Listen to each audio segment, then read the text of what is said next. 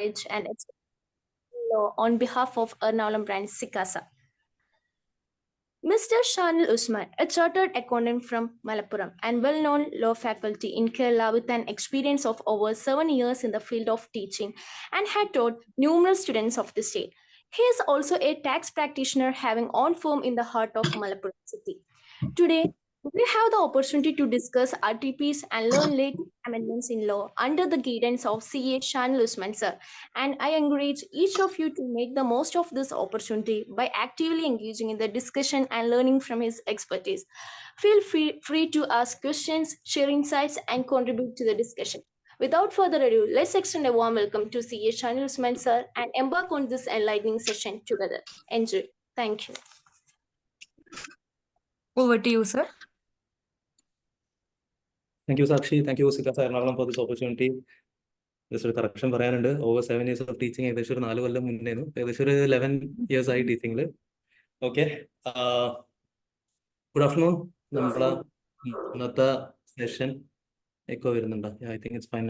നമ്മളെ ഇന്നത്തെ സെഷൻ നമ്മള് May 24 എക്സാമിലേക്കുള്ള CA ഇന്റർ ലോ പേപ്പറിലുള്ള അമെന്റ്മെന്റ്സ് ആണ് ഡിസ്കസ് ചെയ്യുന്നത്. ജസ്റ്റ് ഒന്ന് പാർട്ടിസിപ്പൻസ് ആയിരുന്നു പെട്ടെന്ന് ഓഡിയോ വീഡിയോ ക്ലിയർ ആണോ എന്നുള്ളത് ഒന്ന് പെട്ടെന്ന് അറിയിക്കോ ചാറ്റ് ബോക്സിൽ. കുറെ ഡിസ്കസ് ചെയ്ത് കഴിഞ്ഞിട്ട് പിന്നെ ക്ലിയർ അല്ലേന്ന് അക്കൗണ്ട് അങ്ങനത്തെ പ്രശ്നമൊന്നും വരണ്ടല്ലോ. Gautam Krishna yes, okay. Samsung yes, clear. FIFA yes, clear. Okay, all set. നമ്മള് May 24 CA ഇന്റർ ലോ പേപ്പറിലുള്ള അമെന്റ്മെന്റ്സ് ആണ് നമ്മൾ ഡിസ്കസ് ചെയ്യാൻ പോകുന്നത്. അപ്പൊ അമെന്റ്മെന്റ്സ് ICA ഒന്നെങ്കിൽ അമെന്റ്മെന്റ് സെപ്പറേറ്റ് മെറ്റീരിയൽ ഇറക്കാറുണ്ട്, അല്ലെങ്കിൽ RTP ഡിസ്കസ് ചെയ്യാറ്. ദിസ് ടൈം RTP അമെന്റ്മെന്റ്സ് പറഞ്ഞിട്ടുള്ളത്. ആസ് സച്ച് അമെന്റ്മെന്റ്സ് ഒരുപാടില്ല, ആകെ 2 അമെന്റ്മെന്റേ ഉള്ളൂ. ഇതിപ്പോ ഏകദേശം കഴിഞ്ഞ കുറച്ച് കാലങ്ങളായിട്ടുള്ള ട്രെൻഡ് തന്നെയാണ്, അമെന്റ്മെന്റ്സ് കുറവാണ്. അപ്പൊ നമ്മൾ ശ്രദ്ധിക്കേണ്ട ഫാക്ടേഴ്സ് എന്തൊക്കെയാണ്? പൊതുവെ ICA അമെന്റ്മെന്റിന്റെ ഏരിയയിൽ ക്വസ്റ്റ്യൻസ് ചോദിക്കാറുണ്ട് എക്സാമിൽ. അപ്രോക്സിമേറ്റ്ലി ഒരു 15 to 20% മാർക്സ് എക്സാംസിൽ ക്വസ്റ്റ്യൻസ് വരാറ് അമെന്റ്മെന്റ് ഏരിയാസ് ആണ്. അമെന്റ്മെന്റ്സ് കുറവാണെങ്കിൽ അവിടെയുള്ള ശ്രദ്ധിക്കേണ്ട ഒരു ഫാക്ടർ എന്താ വെച്ചാൽ, നമ്മൾ ഈ ലേറ്റസ്റ്റ് അമെന്റ്മെന്റ് മാത്രമല്ല നമ്മൾ അറിഞ്ഞിരിക്കേണ്ടത്, ഇതിന്റെ തൊട്ട് മുന്നത്തെ RTPസിൽ വന്ന അമെന്റ്മെന്റ് എന്തൊക്കെയാണെന്നുള്ളത് നമ്മൾ ശ്രദ്ധിക്കണം. Let's see. നമ്മള് മെറ്റീരിയൽ ഇപ്പോൾ May 24 എക്സാമിലേക്ക് ഇപ്പോൾ ന്യൂ സിലബസ് ആണ്, ICA പുതിയതായിട്ട് ഇറക്കിയ മെറ്റീരിയൽ ആണ്. ബട്ട് അതിലും എല്ലാ അമെന്റ്മെന്റ്സും കവേർഡ് അല്ല. RTPയിലുള്ള ഫസ്റ്റ് സെന്റൻസ് എന്ന് പറയുന്നത് the material edition April 2023 edition material is applicable for May 24 exams. This study material is updated with all the amendments till 30th April 2023. April edition text ആണ്. 30th April വരെ വന്ന എല്ലാ അമെന്റ്മെന്റ്സും ടെക്സ്റ്റിലുണ്ട്. ICAയുടെ policy നമ്മൾ എക്സാമിന്റെ 6 മാസം മുന്നേ വരെ വന്നിട്ടുള്ള എല്ലാ അമെന്റ്മെന്റ്സും നമുക്ക് എക്സാമിൽ ആപ്ലിക്കബിൾ ആവും. എല്ലാമല്ല, the point I'm trying to say is, ഇപ്പോൾ May 24 നിങ്ങൾ എക്സാം എഴുതാൻ പോകുമ്പോൾ അതിന്റെ 6 മാസം മുന്നേ വരെ എന്ന് പറയുമ്പോൾ October 31, നവംബർ, ഡിസംബർ, ജനുവരി, ഫെബ്രുവരി, മാർച്ച്, ഏപ്രിൽ എക്സാമിന്റെ മന്ത് കൂട്ടൂല. അപ്പോൾ October 31 വരെ വന്നിട്ടുള്ള അമെന്റ്മെന്റ്സ് മാത്രമേ നമുക്ക് ആപ്ലിക്കബിൾ ആവുള്ളൂ. ബാക്കി ഈ 6 മാസത്തിനിടയിൽ വന്ന അമെന്റ്മെന്റ്സ് ഈ എക്സാമിലേക്ക് ആപ്ലിക്കബിൾ ആവില്ല. First thing. Second thing, practically ഇന്ത്യയിൽ വന്ന എല്ലാ അമെന്റ്മെന്റ്സും നമുക്ക് എക്സാമിന് ആപ്ലിക്കബിൾ ആവില്ല. സോ ഔട്ട് ഓഫ് ദീസ് ഈ October 31 വരെ പ്രാക്ടിക്കലി വന്ന അമെന്റ്മെന്റ്സ് അതിന് ഏതൊക്കെയാണ് നമുക്ക് സിലബസിൽ പഠിക്കാനുള്ളത് എന്നാണ് RTPയിൽ പറഞ്ഞിട്ടുണ്ടാവുക. അപ്പോൾ അത് സെക്കൻഡ് സെന്റൻസ് പറയുന്നത്. അപ്പോൾ മെറ്റീരിയൽ 30th April വരെയുള്ളതാണ്. പിന്നെ all relevant amendment circular notification etcetera 1st May തൊട്ട് 31st October വരെ വന്നിട്ടുള്ളത് താഴെ കൊടുത്തിട്ടുണ്ട്. അമെന്റ്മെന്റ്സ് എന്തൊക്കെ? 2 ടോപ്പിക്കിൽ. ഒന്ന് നമ്മൾ സെക്ഷൻ 23 ഒരു അമെന്റ്മെന്റ് പറയാനുണ്ട്. പിന്നെ റൂൾസിൽ ഒരു അമെന്റ്മെന്റ് വന്നിട്ടുണ്ട്. സെക്ഷൻ 89 ബന്ധപ്പെട്ട റൂൾസിൽ ചെറിയൊരു അമെന്റ്മെന്റ് വന്നിട്ടുണ്ട്. വിത്ത് ദാറ്റ് അമെന്റ്മെന്റ് കഴിഞ്ഞ് പിന്നെ നമ്മൾ ചെയ്യാൻ ഉദ്ദേശിക്കുന്നത് RTPയിലുള്ള എല്ലാ ക്വസ്റ്റ്യൻസും ഡിസ്കസ് ചെയ്യാന്നുള്ളതാണ്. MCQയും ഡിസ്ക്രിപ്റ്റീവും എല്ലാം ഇൻക്ലൂഡിങ് ലേറ്റസ്റ്റ് വന്ന additions, FEMA, company corporate outside India, whatever, അതിലുള്ള ക്വസ്റ്റ്യൻസ് നോക്കാൻ പറ്റും. അപ്പോൾ എൻ്റെ ഇവിടെ അപ്രോച്ച് ഞാനിവിടെ ഉദ്ദേശിക്കുന്നത് ജസ്റ്റ് ആ ക്വസ്റ്റ്യൻ ആൻസർ എന്ന് ഡിസ്കസ് ചെയ്ത് പോകാന്നുള്ളത് മാത്രമല്ല, ഒരു റിവിഷൻ പോലെ. അതായത് ഒരു ടോപ്പിക്കിൽ ആ ക്വസ്റ്റ്യൻ ഡിസ്കസ് ചെയ്യുമ്പോൾ അതിന്റെ പ്രൊവിഷൻ എന്താ പറയുന്നത്, അതുമായി ബന്ധപ്പെട്ട കാര്യങ്ങളെല്ലാം ഡിസ്കസ് ചെയ്ത് പോകാന്നുള്ളതാണ് plan. Let's see. Section 23. Section 23, the following subsections to be included. അതായത് സെക്ഷൻ 23 നമ്മൾ ഈ വായിക്കാൻ പോണ ഈ 2 പ്രൊവിഷൻസ്, ഇതാണ് ഇപ്പൊ അമെന്റ്മെന്റ്. ഇത് പണ്ടേ ആക്ടിൽ ഉണ്ടായിരുന്നു. What happened was 30th October ഇത് നോട്ടിഫൈ ചെയ്തത്. ആദ്യം ആക്ടിലുള്ള വേർഡിങ്സ് ആയിരുന്നത്. ഇത് സബ്സിക്വന്റ്ലി 30th October നോട്ടിഫൈ ചെയ്തു. അപ്പോൾ 30th October മുതലാണ് ഇത് ആപ്ലിക്കബിൾ ആയത്. പറയണ എന്താ ടോപ്പിക് എന്താ? 23 നമ്മൾ 3rd chapter prospectus and allotment of securities എന്നുള്ള ചാപ്റ്ററിലാണ് സെക്ഷൻ 23 വരുന്നത്. ആ ചാപ്റ്ററിൽ നമുക്ക് 23 തൊട്ട് 42 വരെ പഠിക്കാനുണ്ടായിരുന്നു. അതിൽ 23 എന്ന് പറഞ്ഞ ഫസ്റ്റ് സെക്ഷൻ ആണ്. And it was talking about ഒരു കമ്പനിക്ക് 2 മെത്തേഡ് ഓഫ് ഫണ്ട് റൈസിംഗ് ഉണ്ട്. ഒന്ന് പബ്ലിക് ഇഷ്യൂ ഉണ്ട്, 2 പ്രൈവറ്റ് പ്ലേസ്മെന്റ് ഉണ്ട്. മെയിൻലി ഈ ചാപ്റ്റർ 2 കാര്യങ്ങൾ ഡിസ്കസ് ചെയ്യണം. വേറെ ഒരുപാട് മെത്തേഡ് ഫണ്ട് റേസിംഗ് അതിൽ പറയുന്നുണ്ട്. ഇപ്പോൾ ടോട്ടലി ഒരു കമ്പനിക്ക് ഫണ്ട് റേസ് ചെയ്യുന്ന മെത്തേഡ്സ് നോക്കുകയാണെങ്കിൽ പബ്ലിക് ഇഷ്യൂ, പിന്നെ പ്രൈവറ്റ് പ്ലേസ്മെന്റ് ഉണ്ട്, പിന്നെ ബോണസ് ഇഷ്യൂ നടത്താൻ പറ്റും, ബോണസ് ഷെയർസ്, പിന്നെ റൈറ്റ് ഷെയർസും ഇഷ്യൂ ചെയ്യാൻ പറ്റും. അപ്പോൾ ഇതിൽ ഏതൊക്കെ കമ്പനീസിലാണ് ഇതിന് ഏതൊക്കെ മെത്തേഡ് യൂസ് ചെയ്യാൻ പറ്റുക ഫണ്ട് റേസ് ചെയ്യാൻ? Public issue we know that ഒരു പബ്ലിക് കമ്പനിക്ക് മാത്രമേ യൂസ് ചെയ്യാൻ പറ്റുള്ളൂ. അപ്പോൾ പബ്ലിക് കമ്പനിക്ക് ഔട്ട് ഓഫ് ദീസ് 4 ഏതൊക്കെ യൂസ് ചെയ്യാൻ പറ്റും? ഈ 4 യൂസ് ചെയ്യാൻ പറ്റും. ഇതൊക്കെ ഏതാ പറഞ്ഞത്? സെക്ഷൻ 23 പറഞ്ഞത്. ഈ 4 മെത്തേഡ് യൂസ് ചെയ്യാൻ പറ്റും ഫണ്ട് റേസ് ചെയ്യാൻ. ഒരു പ്രൈവറ്റ് കമ്പനിക്ക് ഇതിൽ ഏതൊക്കെ മെത്തേഡ് യൂസ് ചെയ്യാൻ പറ്റും ഫണ്ട് റേസ് ചെയ്യാൻ? ഒരു പ്രൈവറ്റ് കമ്പനിക്ക് പബ്ലിക് ഇഷ്യൂ നടത്താൻ പറ്റൂല. കാരണം അവർക്ക് അവരുടെ ഡെഫിനിഷൻ സെക്ഷൻ 2 ക്ലോസ് 68 ക്ലിയർലി പറയുന്നുണ്ട്, prohibits invitation of subscription from public. Private കമ്പനിക്ക് പബ്ലിക് ഇഷ്യൂ നടത്താൻ പറ്റില്ല. ബാക്കി 3 മെത്തേഡ്സ് അവൈലബിൾ ആണ്. പ്രൈവറ്റ് പ്ലേസ്മെന്റ് അവൈലബിൾ ആണ്, bonus shares, right shares. Private placement ഇതേ ചാപ്റ്റർ സെക്ഷൻ 42 പറയുന്നത്, bonus issue section 63, right issue section 62. ഇതെല്ലാം കഴിഞ്ഞിട്ട് പിന്നെ ഒരു മെത്തേഡ് കൂടി ഉണ്ടായിരുന്നു, which was GDR, global depository receipt. അത് സെക്ഷൻ 41 ഇതേ ചാപ്റ്ററിൽ ഡിസ്കസ് ചെയ്യുന്നുണ്ട്. അത് ഏത് കമ്പനിക്കാണ് പറ്റുക? അഗൈൻ ഇന്ത്യയിലുള്ള ലിസ്റ്റഡ് കമ്പനീസിന് പറ്റും, വിച്ച് മീൻസ് ഒരു പബ്ലിക് കമ്പനിക്ക് GDR-ലൂടെ ഫണ്ട് റേസ് ചെയ്യാൻ പറ്റും. ഇനി ഇവിടെ വന്ന അമെൻമെന്റ് അല്ല, അമെൻമെന്റ് പറയുന്നത് such class of public companies may issue such class of securities. Appo such class of public companies, such class of securities for the purpose of listing on any permitted stock exchanges in permissible foreign jurisdictions as may be prescribed into more. Such class, such class, such class, such class. Sambandha. See, whenever we say as may be prescribed, അവിടെ പറഞ്ഞത് central ഗവൺമെന്റിന് rules prescribe ചെയ്യാൻ പറ്റും. അപ്പൊ ഇവിടെ പറഞ്ഞത് വെച്ചാൽ central government വേണമെങ്കിൽ ഫ്യൂച്ചറിൽ പറയാം, ചില കാറ്റഗറി കമ്പനീസ്, പബ്ലിക് കമ്പനീസ്, അവർക്ക് അവരുടെ സെക്യൂരിറ്റീസ് ലിസ്റ്റ് ചെയ്യാൻ പറ്റും in permissible foreign jurisdictions. Foreign കൺട്രീസിലുള്ള സ്റ്റോക്ക് എക്സ്ചേഞ്ചസിൽ CG ഏതൊക്കെ കമ്പനീസ് പ്രിസ്ക്രൈബ് ചെയ്തോ, അവർ ഏതൊക്കെ സെക്യൂരിറ്റി CG പ്രിസ്ക്രൈബ് ചെയ്തോ, അവർക്ക് അത് ഫോറിൻ കൺട്രീസിലുള്ള സ്റ്റോക്ക് എക്സ്ചേഞ്ചിൽ ലിസ്റ്റ് ചെയ്യാൻ പറ്റും. ഫോറിൻ കൺട്രി ഏതാ, ജൂറിസ്ഡിക്ഷൻ ഏതാ, CG പ്രിസ്ക്രൈബ് ചെയ്യും. കമ്പനീസ് ഏതാ, പബ്ലിക് കമ്പനീസ്, ഏത് പബ്ലിക് കമ്പനി CG പ്രിസ്ക്രൈബ് ചെയ്യും, ഏത് സെക്യൂരിറ്റി CG പ്രിസ്ക്രൈബ് ചെയ്യും. CG റൂൾസിലൂടെ ഇങ്ങനെ പെർമിഷൻ കൊടുത്തു കഴിഞ്ഞാൽ ഈ കമ്പനീസിന് ഇനി മുതൽ ഫോറിൻ സ്റ്റോക്ക് മാർക്കറ്റിൽ അവരുടെ സെക്യൂരിറ്റീസ് ഡയറക്ട്ലി ലിസ്റ്റ് ചെയ്യാൻ പറ്റും. നമുക്ക് as of now practically available ആയിട്ടുള്ള ഒരു പുറത്തുനിന്ന് ഫണ്ട് റേസ് ചെയ്യുന്ന ഓപ്ഷൻ GDR എന്ന ഗ്ലോബൽ ഡെപ്പോസിറ്ററി റെസീറ്റ്. ഇത് സെക്ഷൻ 41. ഇത് ഇപ്പൊ ഈ May 24 എക്സാമിലേക്കാണ് വീണ്ടും ICSE സിലബസിൽ ഇൻട്രൊഡ്യൂസ് ചെയ്തിട്ടുള്ളത്. കഴിഞ്ഞ November 23 എക്സാം വരെ ഇത് ഡിലീറ്റഡ് ടോപ്പിക് ആയിരുന്നു. അപ്പോൾ ഇതൊരു സിലബസ് പോയിന്റ് ഓഫ് വ്യൂ പുതിയ സെക്ഷൻ ആണ്. GDR എന്താ സംഭവം എന്നൊരു ഡീറ്റെയിൽ ആയിട്ട് ഞാൻ എന്റെ യൂട്യൂബ് ചാനൽ CA ചാനൽസ് പറഞ്ഞ യൂട്യൂബ് ചാനലിൽ ഇട്ടിട്ടുണ്ട്, GDR-ന്റെ വർക്കിംഗ് എന്താണെന്നുള്ളത്. അപ്പൊ അവിടെ if you know the concept, അവിടെ ഒരുപാട് പാർട്ടീസ് ഇൻവോൾവ് ആണ്. ഒരു ഇന്ത്യയിലുള്ള ഒരു കമ്പനിക്ക് പുറത്തുനിന്ന് ഒരാളടുത്ത് ഫണ്ട് റേസ് ചെയ്യണമെങ്കിൽ നമ്മൾ ഇവിടെ ഷെയർസ് ഒരു ഡൊമസ്റ്റിക് കസ്റ്റോഡിയൻ എന്ന് പറഞ്ഞ ഒരാൾക്ക് കൊടുക്കും. ഈ ഡൊമസ്റ്റിക് കസ്റ്റോഡിയന് അപ്പുറത്തെ കൺട്രിയിൽ ഒരു ഓവർസീസ് ഡെപ്പോസിറ്ററി ബാങ്ക് എന്ന് പറഞ്ഞ ഒരാളുണ്ടാവും. ഇവർ GDR ഇഷ്യൂ ചെയ്യും. അപ്പോൾ ഒരുപാട് പാർട്ടീസ് ഇൻവോൾവ് ആണ്. അവരുമായിട്ട് എഗ്രിമെന്റിൽ എൻറ്റർ ചെയ്യുക, ഇതിന്റെയൊക്കെ കോസ്റ്റ് ഇൻവോൾവ് ആണ്. ഇപ്പൊ പറയണത് വെച്ചാൽ അമെൻമെന്റിലൂടെ പറഞ്ഞത് സെൻട്രൽ ഗവൺമെന്റ് വേണമെങ്കിൽ ഡയറക്ട്ലി ഒരു കമ്പനിക്ക് വേണമെങ്കിൽ അവർ സെക്യൂരിറ്റി ഫോറിൻ സ്റ്റോക്ക് മാർക്കറ്റിൽ ലിസ്റ്റ് ചെയ്യാൻ പറ്റും. ഏത് കമ്പനീസ്, ഏത് സെക്യൂരിറ്റി, ഏത് ഫോറിൻ ജൂറിസ്ഡിക്ഷൻ, ഇതൊക്കെ CG പ്രിസ്ക്രൈബ് ചെയ്ത പ്രകാരം. അപ്പോൾ CGക്ക് റൂൾസിലൂടെ പ്രിസ്ക്രൈബ് ചെയ്യാനുള്ള പവർ ആഡ് ചെയ്ത് കൊടുത്തു. This is what happen in അമെൻമെന്റ്. ഇനി ഫ്യൂച്ചറിൽ നമുക്ക് എക്സ്പെക്ട് ചെയ്യാൻ പറ്റും ചില കമ്പനീസ് ഒക്കെ ചിലപ്പോൾ റൂൾസിൽ പ്രിസ്ക്രൈബ് ചെയ്ത് വരും. സെക്കൻഡ്, CGക്ക് ഇനി മേലെ പറഞ്ഞ കമ്പനീസാണ് ഇനി പറയാൻ പോണ പോയിന്റ്. ഒരു കോമൺലി എല്ലാ സെക്ഷനിലും സാധാരണ കാണുന്ന ഒരു പോയിന്റ് ആട്ടോ. അതായത് സെൻട്രൽ ഗവൺമെന്റ് എക്സംഷൻ ഗ്രാന്റ് ചെയ്യാനുള്ള പവർ ഉണ്ട്. ഈ മേലെ പറഞ്ഞ പ്രൊവിഷനിന്റെ വർക്കിംഗിന് എക്സംഷൻ ഗ്രാന്റ് ചെയ്യാൻ പറ്റും. അപ്പോൾ CG may by notification except any class or classes of public companies referred in subsection 3. ഈ മേലെ പറഞ്ഞ സബ്സെക്ഷൻ ഉണ്ടല്ലോ, ഫോറിൻ കൺട്രീസിൽ സ്റ്റോക്ക് മാർക്കറ്റിൽ ലിസ്റ്റ് ചെയ്യാൻ പറ്റുമെന്ന് പറഞ്ഞ കമ്പനീസിനെ കൂട്ടുന്നത് CGക്ക് വേണമെങ്കിൽ ചില ക്ലാസ് ഓഫ് കമ്പനീസിനെ എക്സെപ്റ്റ് ചെയ്യാൻ പറ്റും. ഏതൊക്കെ പ്രൊവിഷൻസ് എക്സെപ്റ്റ് ചെയ്യണം? From any of the provisions of this chapter. ഈ പ്രോസ്പെക്ടസ് എന്ന് പറഞ്ഞ ചാപ്റ്റർ നമ്പർ 3 പ്രൊവിഷൻസ് നിന്ന് CG പറഞ്ഞ പ്രൊവിഷൻസ് എക്സെപ്റ്റ് ചെയ്യാം. Chapter number 4 share capital and debenture എന്ന ചാപ്റ്ററിന് പ്രൊവിഷൻസ് എക്സെപ്റ്റ് ചെയ്യാം. സെക്ഷൻ 89 അത് നമ്മള് മറ്റേ ബെനിഫിഷ്യൽ ഓണർഷിപ്പിന്റെ സെക്ഷൻ ആണ്. മാനേജ്മെന്റ് എന്നുള്ള ചാപ്റ്റർ 7 അവിടെ ബെനിഫിഷ്യൽ ഓണർഷിപ്പിന്റെ കോൺസെപ്റ്റ് പറയുന്നുണ്ട്. Section 90 SBO significant beneficial owner.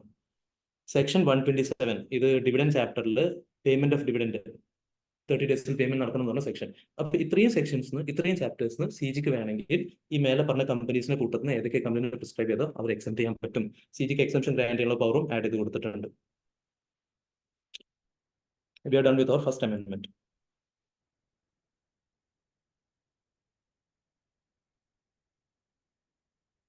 Second amendment clear ചെയ്യുന്ന എന്താ ഉണ്ടായ ഫസ്റ്റത്തെ?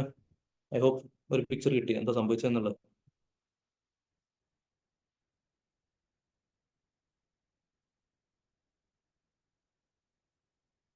യെസ്.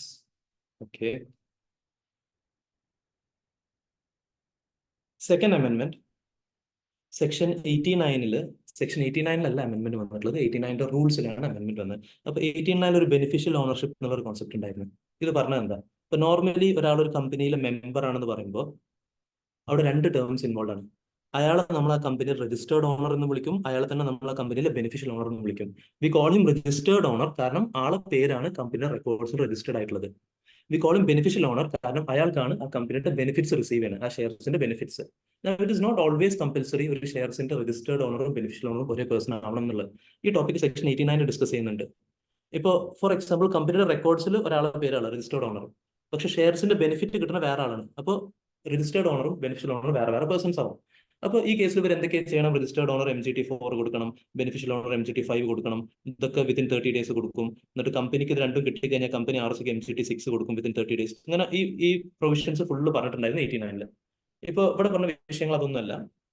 അമെന്റ്മെന്റ് റൂൾസിൽ പറഞ്ഞത് വെച്ചാൽ every company shall designate a person who shall be responsible for furnishing or extending cooperation or providing information to the registrar or to any other authorized officer with respect to beneficial interest in the shares. ഒരു കമ്പനിനോട് ഇനി ഫ്യൂച്ചറിൽ ROC അല്ലെങ്കിൽ വേറെ ഏതെങ്കിലും authority, ഒരു officer ആരെങ്കിലും information ചോദിക്കുകയാണ്, beneficial ഓണറുമായിട്ട് ബന്ധപ്പെട്ടുള്ള ഇൻഫർമേഷൻ ഡിമാൻഡ് ചെയ്യുകയാണെങ്കിൽ കമ്പനി ആ ഇൻഫർമേഷൻ പ്രൊവൈഡ് ചെയ്യാൻ വേണ്ടിയിട്ട് ഒരാളെ ഓതറൈസ് ചെയ്യണം എന്നാണ് ഇപ്പോൾ റൂൾസിൽ പറയുന്നത്. ഒന്നെങ്കിൽ ROCക്ക് അല്ലെങ്കിൽ വേറെ ഏതെങ്കിലും ഓതറൈസ്ഡ് ഓഫീസർ കമ്പനിയുടെ അടുത്ത് ഇൻഫർമേഷൻ സീക്ക് ചെയ്യാണ് റിഗാർഡിംഗ് ബെനിഫിഷ്യൽ ഇൻട്രസ്റ്റ്. ഈ ഇൻഫർമേഷൻ ആ അതോറിറ്റിക്ക് പ്രൊവൈഡ് ചെയ്യാൻ വേണ്ടിയിട്ട് കമ്പനി എന്ത് ചെയ്യണം? ഒരാളെ ഡെസിഗ്നേറ്റ് ചെയ്യണം. അപ്പോൾ നിങ്ങൾക്ക് ആരെ ഡെസിഗ്നേറ്റ് ചെയ്യാൻ പറ്റും? അത് പറയുന്നത് company may designate, CS designate ചെയ്യാം. ഫസ്റ്റ് തന്നെ CS, നിങ്ങളുടെ കമ്പനിക്ക് CS കമ്പൽസറി ആയ ഒരു കമ്പനി ആണെങ്കിൽ നിങ്ങൾക്ക് CS ഡെസിഗ്നേറ്റ് ചെയ്യാൻ പറ്റും. ഇനി അഥവാ നിങ്ങളുടെ കമ്പനിയിൽ CS ഇല്ല, ഇൻ ദാറ്റ് കേസ് നിങ്ങൾക്ക് KMP ഡെസിഗ്നേറ്റ് ചെയ്യാൻ പറ്റും. KMP key managerial personnel section 2 clause 51 KMP define ചെയ്യുന്നത്. അവിടെ ആരൊക്കെ പറയുന്നുണ്ട്? CS, CEO, CFO, MD, whole time director, manager, officer not more than 1 level below whole time director. ഇത്രയും ആൾക്കാർ, ഇവർ ആരെങ്കിലും ഡെസിഗ്നേറ്റ് ചെയ്യാൻ പറ്റും. ഇനി അഥവാ നിങ്ങളുടെ കമ്പനിയിൽ CS ഇല്ല, KMP ഇല്ല, അങ്ങനെയാണെങ്കിൽ നിങ്ങൾക്ക് നിങ്ങളുടെ കമ്പനിയിൽ എവരി ഡയറക്ടറിനെ ഡെസിഗ്നേറ്റ് ചെയ്യാൻ പറ്റും. നൗ ഈ റൂൾസ് ഇപ്പോൾ റീസെന്റ് ആഡ് ചെയ്തതാണ്. അപ്പോൾ ഇങ്ങനെ ഒരു റിക്വയർമെന്റ് പുതിയതായിട്ട് കമ്പനിയോട് പറയാണ്. അപ്പോൾ ഇങ്ങനെ ഒരു പെർട്ടിക്കുലർ പേഴ്സൺ ഇനി കമ്പനി ഡെസിഗ്നേറ്റ് ചെയ്ത് വരുമ്പോഴേക്കും ടൈം എടുക്കും. അപ്പൊ അതുവരെ തൽക്കാലം ഏതെങ്കിലും ഓഫീസറോ അല്ലെങ്കിൽ ROC ഇൻഫർമേഷൻ ചോദിക്കുകയാണെങ്കിൽ ഈ ഇൻഫർമേഷൻ കൊടുക്കാൻ റെസ്പോൺസിബിൾ ആയ പേഴ്സൺ ആരാ അതും റൂൾസിൽ പറയുന്നുണ്ട്. Until a person is designated as referred in sub rule 4, മേലെ പറഞ്ഞ പ്രകാരം ഒരാളെ കമ്പനി ഡെസിഗ്നേറ്റ് ചെയ്യണവരെ the following person shall be deemed to have been designated persons. Act ഈ പേഴ്സൺസിനാണ് ബൈ ഡിഫോൾട്ട് റെസ്പോൺസിബിലിറ്റി കൊടുക്കുന്നത്. ആരെങ്കിലും ഇൻഫർമേഷൻ ചോദിച്ചാൽ പ്രൊവൈഡ് ചെയ്യണമെന്ന് ആക്ടിന് ബൈ ഡിഫോൾട്ട് പറഞ്ഞ ആരൊക്കെ? ഒന്ന് CS, ഇഫ് കമ്പനിക്ക് CS റിക്വയർഡ് ആയ കമ്പനി ആണെങ്കിൽ. ഇനി അഥവാ CS ഇല്ലെങ്കിൽ, where CS has not been appointed, every managing director or manager. നമ്മൾ അപ്പോയിന്റ് ചെയ്യുമ്പോൾ നമുക്ക് KMPയിൽ ആരെയും അപ്പോയിന്റ് ചെയ്യാന്ന് പറഞ്ഞു. ഇവിടെ നമ്മൾ അപ്പോയിന്റ് ചെയ്യണവരെ ആക്ടിൽ പറഞ്ഞത് ഫസ്റ്റ് CS, സെയിം ഇവിടെയും CS എന്നല്ല പറയുന്നത്. സെക്കൻഡ് KMP എന്നല്ല പറഞ്ഞത്, മാനേജിംഗ് ഡയറക്ടർ ഓർ മാനേജർ. ഇനി ഇതൊന്നുമില്ലെങ്കിൽ കമ്പനിയിലെ every director, if the company does not have a CS or managing director or manager, എല്ലാ ഡയറക്ടേഴ്സിനും ഈ റെസ്പോൺസിബിലിറ്റി ഓട്ടോമാറ്റിക്കലി ബൈ ഡിഫോൾട്ട് വരും എന്നുള്ളതാണ് പ്രൊവിഷൻസിൽ പറയുന്നത്. അപ്പൊ നിങ്ങൾക്ക് ഡെസിഗ്നേറ്റ് ചെയ്യാം. നിങ്ങൾ ഡെസിഗ്നേറ്റ് ചെയ്യുമ്പോൾ ആരെ ഡെസിഗ്നേറ്റ് ചെയ്യാം? ഈ പറഞ്ഞ ആൾക്കാരുടെ കൂട്ടത്തിൽ ആരെയും ഡെസിഗ്നേറ്റ് ചെയ്യാം. അങ്ങനെ നിങ്ങൾ ഡെസിഗ്നേറ്റ് ചെയ്യണവരെ ആക്ട് പറയുന്നത് ഈ പേഴ്സൺസിനാണ് റെസ്പോൺസിബിലിറ്റി ഉള്ളതായിട്ട് ട്രീറ്റ് ചെയ്യുക. ഇവരാണ് നമ്മൾ ഡെസിഗ്നേറ്റ് പേഴ്സണായിട്ട് ട്രീറ്റ് ചെയ്യുക. ഡ്യൂട്ടി എന്താ? ബെനിഫിഷ്യൽ ഇൻട്രസ്റ്റുമായി ബന്ധപ്പെട്ട് ROCയോ അല്ലെങ്കിൽ any other authorised person information seek ചെയ്യുകയാണെങ്കിൽ നിങ്ങൾ അവർക്ക് ഇൻഫർമേഷൻ എക്സ്പ്ലനേഷൻ കൊടുക്കേണ്ടി വരും. This was the main provision. ഇനി ഇതുമായി ബന്ധപ്പെട്ട കുറച്ച് കംപ്ലയൻസ് ഫോർമാലിറ്റീസ് കാര്യങ്ങളൊക്കെ പറയുന്നുണ്ട്. Every company shall inform the details of the designated person in annual return. Section 92 ഉണ്ടല്ലോ ആനുവൽ റിട്ടേൺ. നമ്മൾ എല്ലാ വർഷവും ROCക്ക് മീറ്റിംഗ് കഴിഞ്ഞാൽ വിതിൻ 60 days അയച്ചു കൊടുക്കും. ഏതൊരു ഫോം നമ്പർ MGT 7.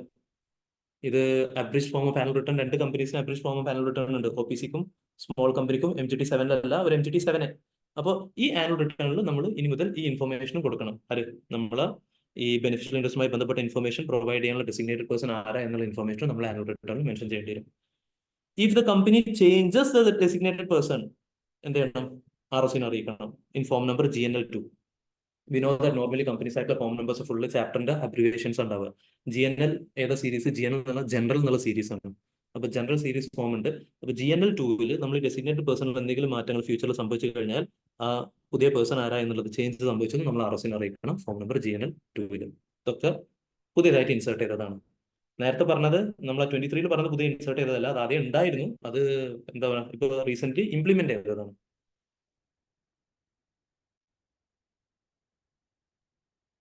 അമെന്റ്മെന്റ്സ് കഴിഞ്ഞടാ.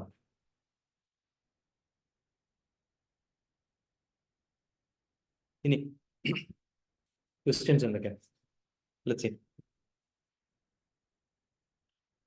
അത്യാവശ്യം കുറെ ക്വസ്റ്റ്യൻസ് ഉണ്ട്.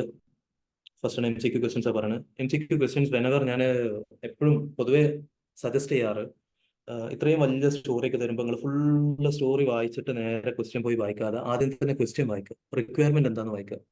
കാരണം കഥ കുറേ എക്സാക്ട്ലി പൂജ, കഥ കുറേ പറയുന്നുണ്ടാവും. നമ്മൾ ഇവരെ ഫോക്കസ്ഡ് പോയിന്റ് എന്താണെന്നുള്ളത് നമ്മൾ ആദ്യം മൈൻഡ് സെറ്റ് ആക്കി കഴിഞ്ഞാൽ പിന്നെ അതിന്റെ ബേസിൽ നമുക്ക് എടുക്കാൻ പറ്റും. എന്തൊക്കെയാ പറയണേ? What is the last date for conducting AGM of E limited? E limited എന്ന് പറഞ്ഞ കമ്പനിയുടെ ലാസ്റ്റ് ഡേറ്റ്, AGM വിളിക്കാനുള്ള ലാസ്റ്റ് ഡേറ്റ് ഏതാണെന്നുള്ളത്.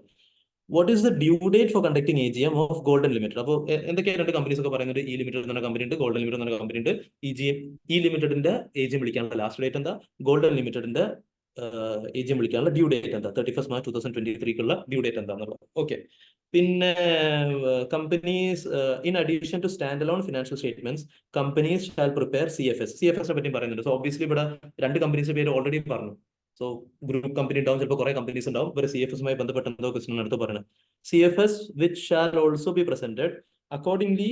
നിങ്ങൾ CFS of golden limited for financial year 31st March 2022 includes CFS-ൽ ഓക്കെ ഈ DEXYZ കമ്പനി F, നിങ്ങളെ CFS നിങ്ങൾ ആരൊക്കെ ഇൻക്ലൂഡ് ചെയ്യണം എന്നുള്ളതാണ് ക്വസ്റ്റ്യൻ ചോദിക്കുന്നത്. പിന്നെ company provides in addition to stand alone the company shall also prepare CFS which shall be presented before AGM accordingly. CFS of golden limited for financial year includes. വീണ്ടും same. അപ്പോൾ Golden Limited എന്ന് പറഞ്ഞ കമ്പനിയുടെ CFS-ൽ ഏതൊക്കെ company പെടണം? അത് ആദ്യത്തെ ക്വസ്റ്റ്യനിൽ 31st March 2022 നമ്മൾ കൺസോൾട്ടേറ്റ് ചെയ്യുമ്പോൾ ഏതൊക്കെ കമ്പനീസിനെ ഇൻക്ലൂഡ് ചെയ്യണം. സെക്കൻഡ് ക്വസ്റ്റ്യൻ 31st March 2023 കൺസോൾട്ടേറ്റ് ചെയ്യുമ്പോൾ ഏതൊക്കെ കമ്പനീസ് ഇൻക്ലൂഡ് ചെയ്യണം CFS എന്നുള്ളതാണ് ക്വസ്റ്റ്യൻ. പിന്നെ ഏറ്റവും ആപ്റ്റ് സ്റ്റേറ്റ്മെന്റ് ഏതാന്നുള്ളത്, ഏറ്റവും ആപ്റ്റ് സ്റ്റേറ്റ്മെന്റ് ഏതാ? അപ്പോൾ like notice of holding AGM അത് നോക്കാം. I don't think it is related to the മേലത്തെ കഥയുമായി ബന്ധപ്പെട്ട സാധനമല്ല, എന്തോ ഡയറക്റ്റ് ക്വസ്റ്റ്യൻ ചോദിക്കുന്നത്. Let's see. രണ്ട് AGM-മായി ബന്ധപ്പെട്ട ക്വസ്റ്റ്യൻസ് ഉണ്ട്, രണ്ടെണ്ണം CFS-മായി ബന്ധപ്പെട്ട ക്വസ്റ്റ്യൻ ഉണ്ട്. Golden limited is a listed company which was incorporated in 2013. Okay, Golden Limited 2013 incorporated ചെയ്ത listed കമ്പനിയാണ്, which has registered office in Delhi, corporate office in Noida. നമ്മൾ കോർപ്പറേറ്റ് ഓഫീസ് എന്നുള്ള നമുക്ക് പൊതുവെ ആക്ച്വലി എവിടെയും വലിയ റെലവൻസ് വരാറില്ല. ഈ ഫോറിൻ കമ്പനിയൊക്കെ കേസിൽ പ്രിൻസിപ്പൽ ഓഫീസ്, രജിസ്റ്റേർഡ് ഓഫീസ്, അങ്ങനെ രണ്ട് കോൺസെപ്റ്റ് ഉണ്ട്. അതല്ലാതെ ഇന്ത്യയിലുള്ള ഒരു കമ്പനിയുടെ കേസിൽ നമ്മൾ ആക്ച്വലി ഏതൊരു പ്രൊവിഷൻ എടുത്ത് നോക്കുകയാണെങ്കിലും, എസ്പെഷ്യലി ഇപ്പോൾ ഇവിടെ അവർ മെയിൻലി ഡിസ്കസ് ചെയ്യാൻ പോകുന്ന CFS-ഉം മീറ്റിംഗുമായി ബന്ധപ്പെട്ട ടോപ്പിക്കാണ്. അപ്പോൾ മീറ്റിംഗ് ഒക്കെ നോർമലി നമ്മൾ രജിസ്റ്റേർഡ് ഓഫീസിലാണ് നടത്തേണ്ടത് ആസ് പെർ സെക്ഷൻ 96. അപ്പോൾ രജിസ്റ്റേർഡ് ഓഫീസാണ് നമുക്ക് ഇമ്പോർട്ടൻസ് ആണ്. Registered office at Delhi, corporate office Noida. It is registered with authorized share capital of 20 CR divided into 2 CR of 10 each. 2 CR shares of 10 each. Paid up capital is 10 crore. 1 crore shares of 10 each. Okay. Paid up share capital 10 crore ഉണ്ട്. Company construction activities ആണ്. Okay building കാര്യങ്ങളൊക്കെ അവർ ചെയ്യുന്നുണ്ട്. Okay. പിന്നെ 8th January 2022 company incorporated wholly owned subsidiary D limited. അപ്പോൾ ഇവർക്ക് D limited എന്ന് പറയുന്ന ഒരു ഹോൾലി ഓൺ സബ്സിഡറിനെ ഇൻകോർപ്പറേറ്റ് ചെയ്ത് ഇത് 8th January 2022 which was involved in supplying of construction materials, steel, iron, cement, etc. D Limited elects to choose to prepare its first financial statements for the period 8th January ഉണ്ടായത് അവർ 31st March 2022 close ചെയ്യാൻ ഉദ്ദേശിക്കുന്നു. 8th January 2022 തൊട്ട് 31st March 2022 വരെയുള്ള period അവർ close ചെയ്യാൻ ഉദ്ദേശിക്കുന്നു. Normally ഈ financial statements നമ്മൾ financial ഇയറിന് prepare ചെയ്യും. ആൻഡ് ഫിനാൻഷ്യൽ ഇയർ ഡിസ്കസ് ചെയ്യുന്നത് സെക്ഷൻ 2 clause 41 അപ്പോൾ അവിടെ നോർമലി പറയുന്നത് period ending 31st March. Financial year എന്ന് പറഞ്ഞാൽ 31st March. പിന്നെ ഒരു സെക്കൻഡ് പ്രൊവിഷൻ പറയുന്നുണ്ട് അവിടെ 2 clause 41 പറയുന്നത്, നിങ്ങൾ on or after 1st January start ചെയ്ത കമ്പനി ആണെങ്കിൽ നിങ്ങൾ അടുത്ത വർഷം ക്ലോസ് ചെയ്താൽ മതി. On or after 1st January. അപ്പൊ ഇവരുടെ കേസിൽ ഇവർക്ക് ക്ലിയർലി അടുത്ത വർഷം ക്ലോസ് ചെയ്താൽ മതി. ബട്ട് ദേ ആർ ലൈക്ക് നമ്മൾ ഈ 2 മാസത്തിന്റെയും ക്ലോസ് ചെയ്യാൻ തീരുമാനിച്ചു, കുഴപ്പമില്ല. They are given an option. നിങ്ങൾക്ക് വേണമെങ്കിൽ അടുത്ത വർഷം ക്ലോസ് ചെയ്യാം. ഒരു വർഷം ക്ലോസ് ചെയ്യാൻ തീരുമാനിച്ചു, നത്തിങ് റോങ് ഇൻ ദാറ്റ്, കുഴപ്പമൊന്നുമില്ല. ഓക്കെ. പിന്നെ 2nd January 2022 golden limited incorporated new wholly owned subsidiary E limited. Okay. 2nd January 2022 ഇവർക്ക് ഇ ലിമിറ്റഡ് എന്ന് പറഞ്ഞിട്ട് വേറെ ഒരു ഹോൾലി ഓൺ സബ്സിഡറി ഇൻകോർപ്പറേറ്റ് ചെയ്തു. ഗോൾഡൻ ലിമിറ്റഡിനൊപ്പം 2 സബ്സിഡറീസ്, wholly owned subsidiaries. Project management consultancy കാര്യങ്ങളൊക്കെ പ്രൊവൈഡ് ചെയ്യാൻ വേണ്ടിയിട്ട് കസ്റ്റമേഴ്സിനും അവർ പാരന്റ് കമ്പനിക്കും ഇതൊക്കെ പ്രൊവൈഡ് ചെയ്യാൻ. 5th January 2022 golden Limited through its subsidiary E Limited acquired 100% partnership interest in XYZ and company partnership firm. Golden Limited അവർ ഇ ലിമിറ്റഡ് എന്ന് പറയുന്ന സബ്സിഡറിയിലൂടെ ഒരു പാർട്ണർഷിപ്പ് ഫേമില് XYZ ആൻഡ് കമ്പനി എന്ന് പറയുന്ന പാർട്ണർഷിപ്പ് ഫേമില് 100% പാർട്ണർഷിപ്പ് ഇൻട്രസ്റ്റും അക്വയർ ചെയ്തു. Date okay 5th January. 5th എവിടെ പോയി? Is this practically possible? അറിയില്ല. കമ്പനിയുടെ കേസിൽ വി ഹാവ് ദിസ് കോൺസെപ്റ്റ് ആണ് OPC, 1 person company. Partnership act പ്രകാരം മിനിമം 2 ആൾക്കാർ എന്തായാലും വേണം. കമ്പനിയിൽ നമുക്ക് രജിസ്റ്റർഡ് ഓർ ബെനിഫിഷ്യൽ ഓർ വെച്ചിട്ടൊക്കെ നമുക്ക് ചെയ്യാനൊക്കെ പറ്റും. ഹോളി ഓൺഡ് സബ്സിഡറി എന്ന കോൺസെപ്റ്റ് നമുക്ക് ചെയ്യാനൊക്കെ പറ്റും. ഈ സംഭവം ആസ് സച്ച് ഒരു പാർട്ണർഷിപ്പ് ഫേമിൽ ഒരാൾ മാത്രം ഫുൾ ഇൻട്രസ്റ്റ് അറിയില്ല. എനിവേസ് നോക്കാം. E Limited elects to choose to prepare its first financial statements. E Limited first financial statements for the period 2nd January. E Limited 2nd January. Okay, our start ചെയ്ത year പിന്നെ to 31st March 2023. Okay, അപ്പൊ ഇവര് ആ വർഷം close ചെയ്യുന്നില്ല, അവർ അടുത്ത വർഷം close ചെയ്യുന്ന തീരുമാനിച്ചു. And conduct its AGM on 16th August 2023. On 1st July, subsidiary company D Limited incorporated new wholly owned subsidiary. തന്നെയാണല്ലോ പണി. ഡി ലിമിറ്റഡിന് ഇപ്പൊ new wholly owned subsidiary 1st July D ലിമിറ്റഡിനും ഒരു wholly owned subsidiary. Very good, very good. D ലിമിറ്റഡിന് wholly owned subsidiary F limited wholly owned subsidiary 1st July 2022-23. 1st July 22. Okay. പിന്നെ full financial statement ബന്ധപ്പെട്ട provisions പറഞ്ഞത് അവിടെ കിട്ടുക. അപ്പോൾ നമുക്കിപ്പോൾ 2 ക്വസ്റ്റ്യൻസ് ആദ്യം ഉണ്ടായിരുന്നത് AGM ആയി ബന്ധപ്പെട്ടതാണ്. What is the last date for conducting AGM of E limited? E ലിമിറ്റഡിന്റെ AGM കണ്ടക്ട് ചെയ്യാനുള്ള ലാസ്റ്റ് ഡേറ്റ്.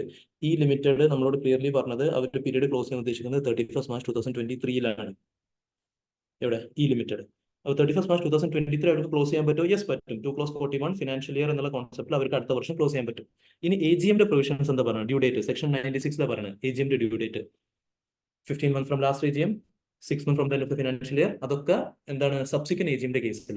ബട്ട് ഇവര് ഇപ്പൊ ഫ്രഷ് ആയിട്ട് അവരെ ഫസ്റ്റ് AGM കണ്ടക്ട് ചെയ്യാൻ പോകും. അപ്പോൾ ഫസ്റ്റ് AGMന്റെ ഡ്യൂ ഡേറ്റ് ആക്ട് പറയുന്നത് 9 months from the end of financial year ആണ്. ഫിനാൻഷ്യൽ ഇയർ എൻഡ് ചെയ്തിട്ട് 9 months.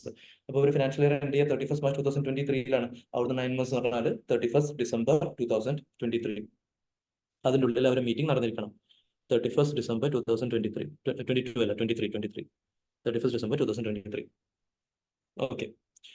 What is the due date for conducting AGM of Golden Limited? 31st March 2023 Golden Limited പഴയ company, first parent company. അവര് 31st March end ചെയ്ത financial ഇയറിൽ അവരുടെ due date എന്താണെന്നുള്ളത് 2 കാര്യങ്ങൾ നോക്കാനുള്ളത് നമുക്ക്. 15 months from last AGM, 6 months from the end of financial year. അപ്പോൾ 6 months from the end of the financial year 31st March 2023 6 months എന്ന് പറഞ്ഞാൽ നമ്മൾ 30 സെപ്റ്റംബറിലെത്തും. 30 സെപ്റ്റംബർ. ഇനി 15 months from last AGM. അപ്പോൾ അവർ കഴിഞ്ഞ AGMന്റെ details have they given. Golden Limited, I think.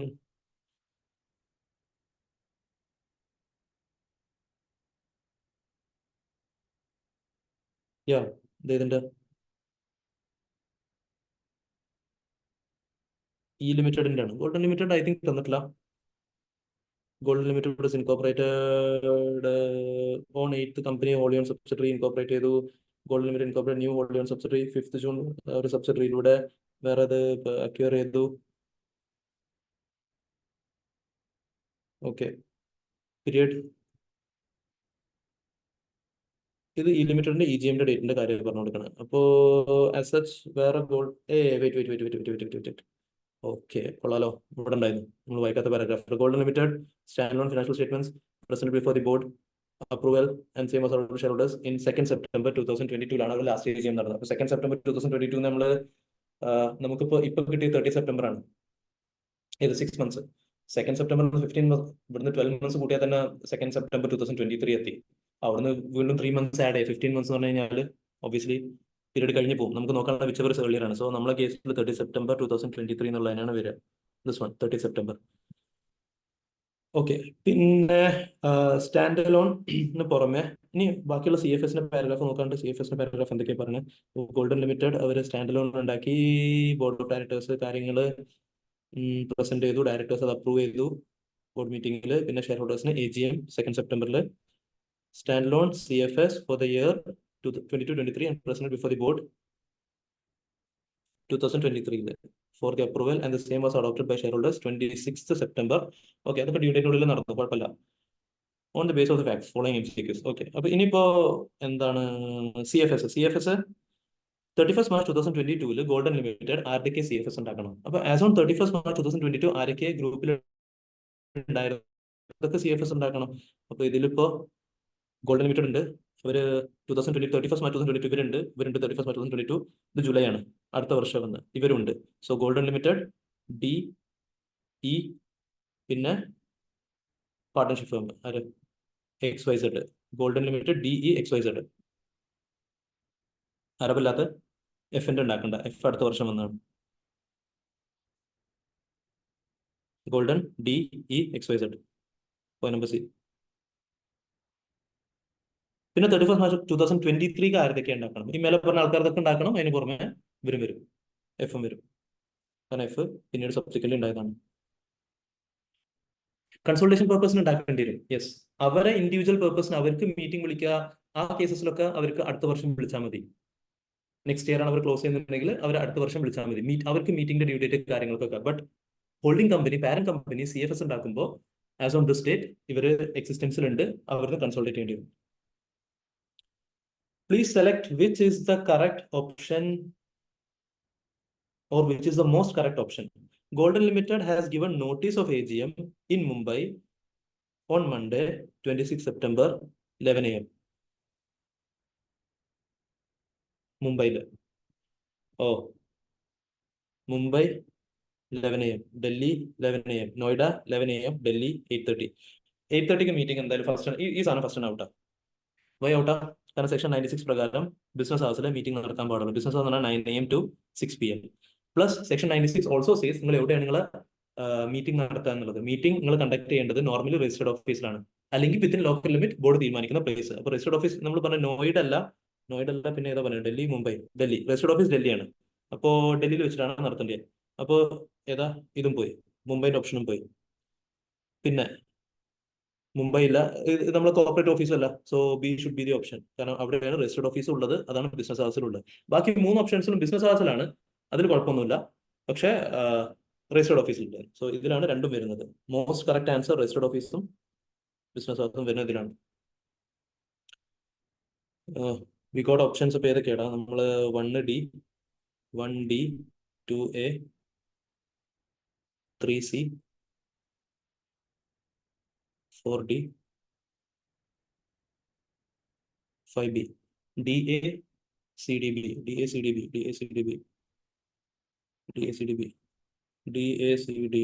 okay, all set. That is first question. AGM-മായി ബന്ധപ്പെട്ടതും കൺസൾട്ടേഷനുമായി ബന്ധപ്പെട്ടോ. പിന്നെ second question. OMX Software Private Limited is a private company having registered office in Bangalore. അപ്പോൾ OMX Software Private Limited ബാംഗ്ലൂരിലുള്ള കമ്പനിയാണ്, and is a wholly owned subsidiary of OMX Software Inc. എന്ന് പറയുന്ന കമ്പനിയുടെ wholly owned subsidiary ആണ് OMX Software ബാംഗ്ലൂരിലുള്ള. ഇവരുടെ parent company USA-യിലുമാണ്. Rajat, ശുഭം, Peter R directors. ഇവിടെ രജത്, ശുഭം, Peter directors ആണ്. ഇതിൽ രജത്തും ശുഭം റെസിഡന്റും ആണ്. Peter is also director, Peter അപ്പുറത്തും ഡയറക്ടറാണ്. പീറ്റർ നോൺ റെസിഡന്റ് ആണ്. Okay. Rajat left India on 2 November. സംഭവം എന്താ? Considering the provisions of FEMA, foreign exchange ആണ്. റെസിഡൻഷ്യൽ സ്റ്റേറ്റസ്, രജത്തിന്റെ റെസിഡൻഷ്യൽ സ്റ്റേറ്റസ് ആണ് ഫസ്റ്റ് ചോദിക്കുന്നത്.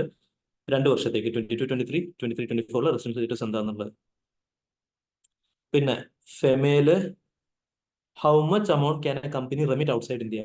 permissible amount remitted to US company for obtaining consultancy without obtaining approval of RBI is 10 lakh, 1 lakh, 2 lakh, 20 lakh. Direct question ആണ്. ഇത് case സ്റ്റഡിന്റെ ആവശ്യമുള്ള direct question ആണ്. ഇത് എവിടെ വരുന്നത്? നമ്മൾ ഫെമയിലെ കറണ്ട് അക്കൗണ്ട് ട്രാൻസാക്ഷൻസിലെ ഷെഡ്യൂൾ 3 ഉണ്ട്. ഷെഡ്യൂൾ 3 നമുക്ക് RBIന്റെ എന്താണ് അപ്രൂവൽ ഇല്ലാതെ ഇൻഡിവിജ്വൽസിന്റെ കേസിൽ നമ്മൾ ഒരു ലിബറലൈസ്ഡ് റെമിറ്റൻസ് സ്കീം $250,000 വരെ റെമിറ്റ് ചെയ്യാൻ പറ്റും RBIന്റെ അപ്രൂവൽ ഇല്ലാതെ. അതിന് മേലേക്കാണെങ്കിൽ അപ്രൂവൽ വേണമെന്നൊക്കെ പറഞ്ഞ്. പിന്നെ നോൺ ഇൻഡിവിജ്വൽസിന്റെ കേസ് ഉണ്ട്. കമ്പനീസ്, കോർപ്പറേറ്റ്സിന്റെ കേസിൽ, നോൺ ഇൻഡിവിജ്വൽസിന്റെ കേസിൽ അവര് കൺസൾട്ടൻസി സർവീസസിന് വേണ്ടിയിട്ട് നിങ്ങൾ അമൗണ്ട് റെമിറ്റ് ചെയ്യുകയാണെങ്കിൽ അവിടെ പറഞ്ഞിരുന്നത് നിങ്ങൾ എന്തെങ്കിലും ഇൻഫ്രാ പ്രൊജക്ടിന്റെ കൺസൾട്ടൻസി സർവീസ് ആണെങ്കിൽ $10 million, ഇൻഫ്രാ പ്രൊജക്ടിനാണെങ്കിൽ 10 million, അല്ലാത്ത കേസിൽ 1 million.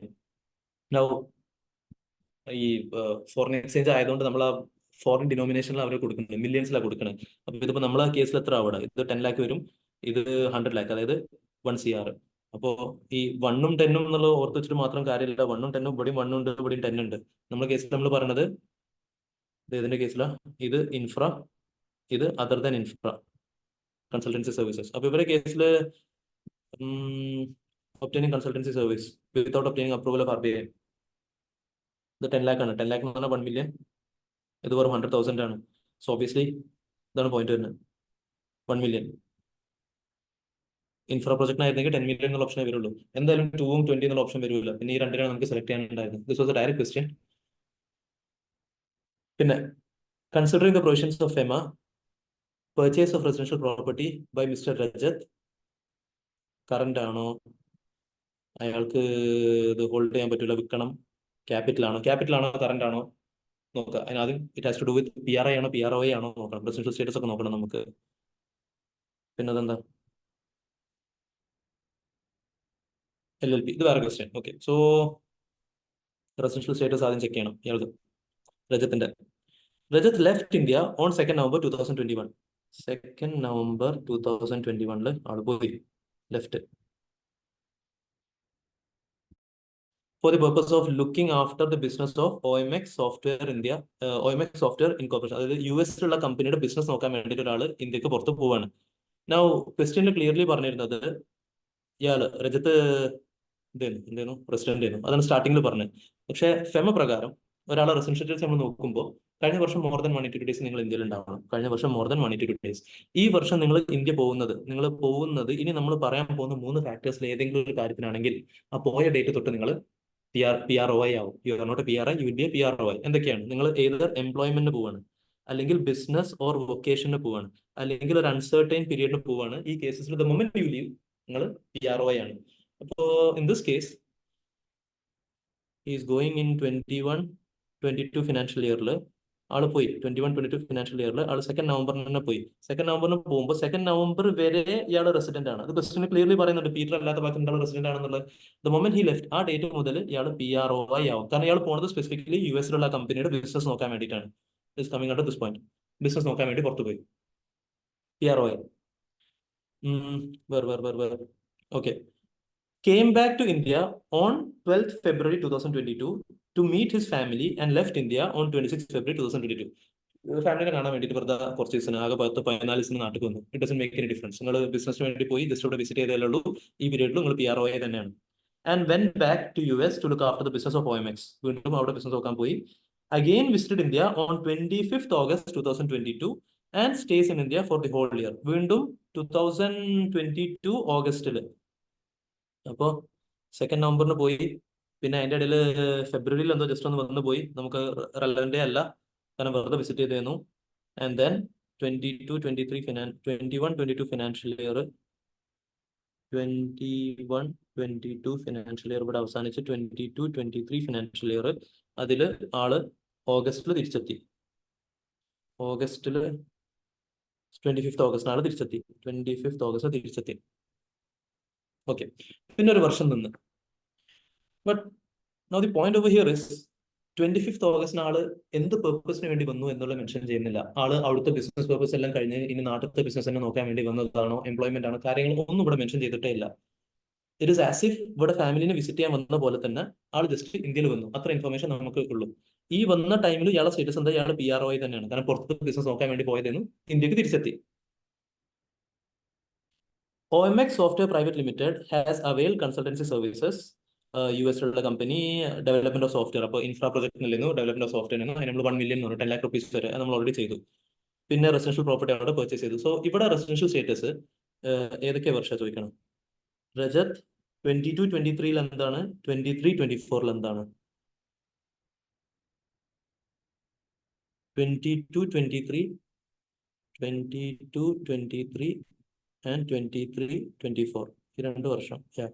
22-23 ഇയാളെ റെസിഡൻഷ്യൽ സ്റ്റേറ്റസ് എന്താ? കഴിഞ്ഞ വർഷം ഇയാൾ ഏറ്റവും ബേസിക് ആയിട്ട് മോർ ദാൻ 180 days ഇന്ത്യയിൽ ഉണ്ടായിരുന്നു. ഇയാൾ 2 നവംബറിന് പോയത്. 2 നവംബറിന് പോയി എന്ന് പറഞ്ഞാൽ April, May, June, July, August, September, October 7 months completely തന്നെ ഉണ്ട്.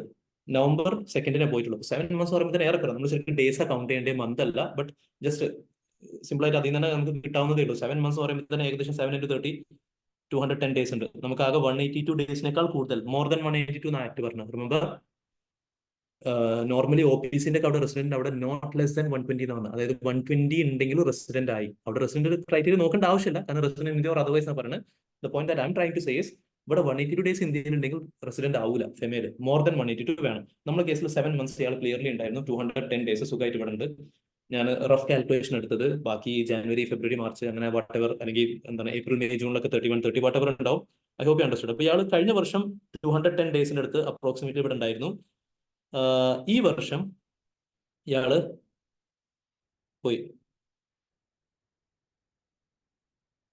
This year he went for what? ബിസിനസിന് വേണ്ടി പോയി. ബിസിനസിന് വേണ്ടി പോയി കഴിഞ്ഞാൽ ഓട്ടോമാറ്റിക്കലി ഇയാൾ PROI എന്നുള്ള സ്റ്റേറ്റസിലാണ് വരും. 22-23 ഇയാളുടെ സ്റ്റേറ്റസ് എന്താ? 22-23 ഇയാൾ തിരിച്ചെത്തി. അഗെയിൻ ആക്ട് സ്പെസിഫിക് ആയിട്ട് എന്ത് പേർപ്പസിനാണ് ഇവിടെ തിരിച്ചെത്തിയത് എന്ന് പറയുന്നില്ല. ഇഫ് ആൾ ഇന്ത്യയിൽ എംപ്ലോയ്മെന്റിന് വേണ്ടിയിട്ട് വന്നതായിരുന്നു, അല്ലെങ്കിൽ ബിസിനസ് അല്ലെങ്കിൽ വൊക്കേഷന് വേണ്ടി വന്നതായിരുന്നു, അല്ലെങ്കിൽ ഒരു അൺസർട്ടൻ പീരീഡിന് ഇവിടെ നിൽക്കാൻ വേണ്ടി വന്നതായിരുന്നു, ഇൻ ദാറ്റ് കേസ് നമ്മൾ ഇയാളെ വീണ്ടും വന്ന ഡേറ്റ് മുതൽ PRI ആയിട്ട് ട്രീറ്റ് ചെയ്യുമായിരുന്നു. ഇവിടെ അതൊന്നും മെൻഷൻ ചെയ്തിട്ടില്ല. The presumption over here, it is taken over here. ഇവിടെ ICAI ആൻസർ മെൻഷൻ ചെയ്തിട്ടുള്ളത് 22-23 വരെ non resident, 23-24 since he left for carrying business and resident for 24. ഈ പ്രിസംഷന്റെ ബേസിസിലാണ് ഇവിടെ എടുത്തിട്ടുള്ളത്. അഗെയിൻ ഞാൻ പറഞ്ഞ പോലെ ഒരു ഡിബേറ്റബിൾ ടോപ്പിക് പോലെ നിൽക്കുന്നത്. നമുക്ക് വേണമെങ്കിൽ ഇയാൾ തിരിച്ചു വന്നത് അൺസർട്ടൈൻ പീരിയഡ് എന്നുള്ള കാറ്റഗറിയിൽ പെടുത്തിയിട്ട് ഈ ഡേറ്റ് മുതൽ ഇയാളെ നമ്മൾ റെസിഡന്റ് എന്നുള്ള കാറ്റഗറിയിൽ ഇൻക്ലൂഡ് ചെയ്യാൻ പറ്റുമായിരുന്നു ടു സം എക്സ്റ്റെന്റ്. കാരണം പ്രീവിയസ് ക്രൈറ്റീരിയ സാറ്റിസ്ഫൈഡ് ആയി. മോർ ദാൻ 182 ഉണ്ട്, ഈ വർഷം തിരിച്ചെത്തി എന്നുള്ളതുകൊണ്ട്. ബട്ട് ICAI ഇവിടെ എടുത്തിരിക്കുന്ന പോയിന്റ്, ആള് പോയി വന്നത് എന്തിനാന്നുള്ള മെൻഷൻ ചെയ്തിട്ടില്ല. ദ ട്രീറ്റിംഗ് ഈ വർഷം ഇയാൾ PROI ആണ്. 23-24 ഫിനാൻഷ്യൽ ഇയറിൽ നോക്കുമ്പോൾ നമ്മൾ അഗെയിൻ കഴിഞ്ഞ വർഷം മോർ ദാൻ 182 ഉണ്ടോ നോക്കും. ഓഗസ്റ്റിൽ തിരിച്ചെത്തിയതാണ്, പിന്നെ അയാൾ പോയിട്ടില്ല എന്നാണ് പറയുന്നത്. അപ്പോൾ ഓഗസ്റ്റിൽ പറയുമ്പോൾ തന്നെ സെപ്റ്റംബർ, ഒക്ടോബർ, നവംബർ, ഡിസംബർ, ജനുവരി, ഫെബ്രുവരി, മാർച്ച് അഗെയിൻ നോക്കുമ്പോൾ 7 months എടുത്തിട്ടുണ്ട്. മോർ ദാൻ 182 days ഇയാൾ ഇന്ത്യയിൽ ഉണ്ടാവും. ഇയാൾ ഈ വർഷം പിന്നെ ഇന്ത്യയിൽ ഉണ്ടായിരുന്നു. So he's treated as PRI. Third fourth options എന്തൊക്കെയാണ് പറഞ്ഞത്? തേർഡ് ഓപ്ഷൻ പറയുന്നത് ട്രീറ്റഡ് ആസ് നോൺ റെസിഡന്റ്. 2 വർഷം ഇയാൾ നോൺ റെസിഡന്റ് എന്നുള്ള കോൺസെപ്റ്റ് വരില്ല. ട്രീറ്റഡ് ആസ് റെസിഡന്റ് ഇല്ല, ഇതും വരില്ല, കാരണം ഇയാള് ബിസിനസിന് വേണ്ടി ക്ലിയർലി പോയി. Options where possible between these two. ഇങ്ങനെ ഇത് നോർമലി ICAIന്റെ ഈവൻ ടെക്സ്റ്റിലുള്ള ചില ക്വസ്റ്റ്യൻസിൽ വരെ ഇങ്ങനത്തെ ഏരിയാസ് വരാറുണ്ട് കേട്ടോ. നോട്ട് സെയിങ് എല്ലാ ക്വസ്റ്റ്യൻസ് ഇങ്ങനെ ഉണ്ടാവും. ചില സ്ഥലങ്ങളിൽ option over here is 6 B. അതായത് കഴിഞ്ഞ വർഷം അയാൾ PROI എന്നുള്ള പ്രിസംഷനിൽ എടുത്തിട്ടുള്ളത്, ഈ വർഷം അയാൾ PRI 6 B. ഇതുപോലെ ഡിസ്ക്രിപ്റ്റീവ് ആൻസർ ഒക്കെ ആണെങ്കിൽ നമുക്ക് ക്ലിയർലി മെൻഷൻ ചെയ്ത് കൊടുക്കാൻ പറ്റുമായിരുന്നു. ഇയാൾ അൺസർട്ടൻ പീരീഡിനല്ലേ തിരിച്ചു വന്നത്, അപ്പോൾ PRI ആയിട്ട് ട്രീറ്റ് ചെയ്തുകൂടെ എന്നുള്ള രീതിയിൽ. പിന്നെ കൺസൾട്ടൻസി വി ഹാഡ് മെൻഷൻഡ് ഏതായിരുന്നു? 1 million, അതായത് 10 lakh rupees വരെ, $10 lakh വരെ റെമിറ്റ് ചെയ്യാൻ പറ്റും. സോഫ്റ്റ്വെയർ കൺസൾട്ടൻസി വേണം, ഇൻഫ്രാ പ്രൊജക്ടിനല്ല. പിന്നെ രജത്ത് എന്ത് ചെയ്ത് US റെസിഡൻഷ്യൽ പ്രോപ്പർട്ടി പർച്ചേസ് ചെയ്തു. ക്വസ്റ്റ്യനും പറയുന്നുണ്ടായിരുന്നു. What did you say? Purchase residential property 27 April 2022 ഇയാൾ റെസിഡൻഷ്യൽ പ്രോപ്പർട്ടി പർച്ചേസ് ചെയ്തു. അയാള് സെൽഫ് ഓക്യുപ്പൈഡ് ആവാൻ വേണ്ടിയിട്ട്. അപ്പോൾ നോ ഇത് ക്യാപിറ്റൽ ആണോ കറന്റ് ആണോ എന്ന് ചോദിക്കണം. കറന്റ് അക്കൗണ്ട് ട്രാൻസാക്ഷൻസ് ഫെമിലെ ഡെഫിനേഷൻ പറയുന്നത് ക്യാപിറ്റൽ അല്ലാത്തൊക്കെ കറന്റ് ആണ്. പിന്നെ കുറച്ച് ഓർഡിനറി കോഴ്സ് ഓഫ് ബിസിനസ് ഭാഗമായിട്ട് ചെയ്യുന്ന സാധനങ്ങളൊക്കെ അവിടെ പറയുന്നുണ്ട്. നിങ്ങളെ പുറത്തുള്ള സ്പൗസിന്റെ ഫാമിലിന്റെ എക്സ്പെൻസിന് വേണ്ടി നിങ്ങൾ റെമിറ്റ് ചെയ്തു, അങ്ങനത്തെ കാര്യങ്ങൾ മെൻഷൻ ചെയ്യുന്നുണ്ട്. അല്ലെങ്കിൽ ഇൻട്രസ്റ്റ് പേയ്മെന്റ് നടത്തി. ക്യാപിറ്റൽ അക്കൗണ്ട് ട്രാൻസാക്ഷന്റെ ഡെഫിനേഷൻ പറയുന്നത്, ഇപ്പോൾ ഇന്ത്യയിലുള്ള ഒരാൾ, അതായത് ഒരു PRI, അയാളെ പുറത്തുള്ള ഒരു അസറ്റിനെ അല്ലെങ്കിൽ ലയബിലിറ്റീസിനെ ആൾട്ടർ ചെയ്യുന്ന ട്രാൻസാക്ഷൻസിന് we call it capital account transactions. ഒരു ഇന്ത്യക്കാരന്റെ പുറത്തുള്ള അസറ്റ് ലയബിലിറ്റീസ് ആൾട്ടർഡ് ആവുകയാണെങ്കിൽ, ഞാൻ പുറത്തൊരു പ്രോപ്പർട്ടി വാങ്ങി, അല്ലെങ്കിൽ പുറത്തുള്ള എന്റെ ലാൻഡ് ഞാൻ സെയിൽ ചെയ്തു, അല്ലെങ്കിൽ പുറത്ത് ഞാൻ എന്തെങ്കിലും സെക്യൂരിറ്റീസിൽ ഇൻവെസ്റ്റ് ചെയ്തു, ഇങ്ങനത്തെ കേസസ് ഒക്കെ. ഇത് ഫസ്റ്റ് സിനാരിയോ, ഇത് ക്യാപിറ്റൽ അക്കൗണ്ട് ട്രാൻസാക്ഷൻ ആവും. സെക്കൻഡ് സിനാരിയോ, ഒരു PROIന്റെ ഇന്ത്യയിലുള്ള അസറ്റ്സോ ലയബിലിറ്റീസ് ആൾട്ടർഡ് ആവുകയാണെങ്കിലും ഇതും ക്യാപിറ്റൽ അക്കൗണ്ട് ട്രാൻസാക്ഷൻ ആയി. ഒരു പുറത്തുള്ള ഒരാൾ ഇന്ത്യയിൽ വന്നിട്ട് ഒരു പ്രോപ്പർട്ടി വാങ്ങി, പ്രോപ്പർട്ടി വിറ്റു, ലാൻഡ് പർച്ചേസ് ചെയ്ത് വിറ്റു, ഇതും ക്യാപിറ്റൽ അക്കൗണ്ട് ട്രാൻസാക്ഷൻ ആവും. ക്യാപിറ്റൽ അല്ലാത്തൊക്കെ കറണ്ട് അക്കൗണ്ട് ട്രാൻസാക്ഷൻ. ഇവിടെ നമ്മൾ ശ്രദ്ധിക്കേണ്ടത്, രജത് എന്നുള്ള person, the moment we say Rajat, ക്വസ്റ്റ്യനിൽ 3 ആൾക്കാരെ പറയുന്നുണ്ട്. അതിൽ ഒരു ചങ്ങായി ശുഭം, രജത്, പിന്നെ പീറ്റർ പക്കാ പുറത്തുള്ള ആളാണ്. ഈ 2 ആൾക്കാർ we have an emotional attachment. ഒരു ഇന്ത്യക്കാരാണ്, അപ്പൊ അവർ US പ്രോപ്പർട്ടി വാങ്ങി. ഒറ്റയടിക്ക് നമുക്ക് തോന്നുന്ന ക്യാപിറ്റൽ അക്കൗണ്ട് ട്രാൻസാക്ഷൻ, കാരണം രജത്തിന് പുറത്ത് ഒരു അസറ്റ് ക്രിയേറ്റ് ആവുകയാണ് പുറത്തൊരു വീട് വാങ്ങുമ്പോൾ. ബട്ട് ദ പോയിന്റ് ഇസ്, ഫെമയിലെ നമ്മൾ ഓരോ ട്രാൻസാക്ഷൻ നമ്മൾ ജഡ്ജ് ചെയ്യണത് തന്നെ, അല്ലെങ്കിൽ റെസിഡൻഷ്യൽ സ്റ്റേറ്റസ് എന്നുള്ള ടോപ്പിക്കിന്റെ റെലവൻസ് വരുന്നത് തന്നെ, ഇയാൾ ഈ പ്രോപ്പർട്ടി വാങ്ങണ സമയത്ത് ഇയാളെ സ്റ്റേറ്റസ് എന്താണെന്നുള്ളത് നമ്മൾ നോക്കണം. ഇയാൾ പർച്ചേസ് ചെയ്തത്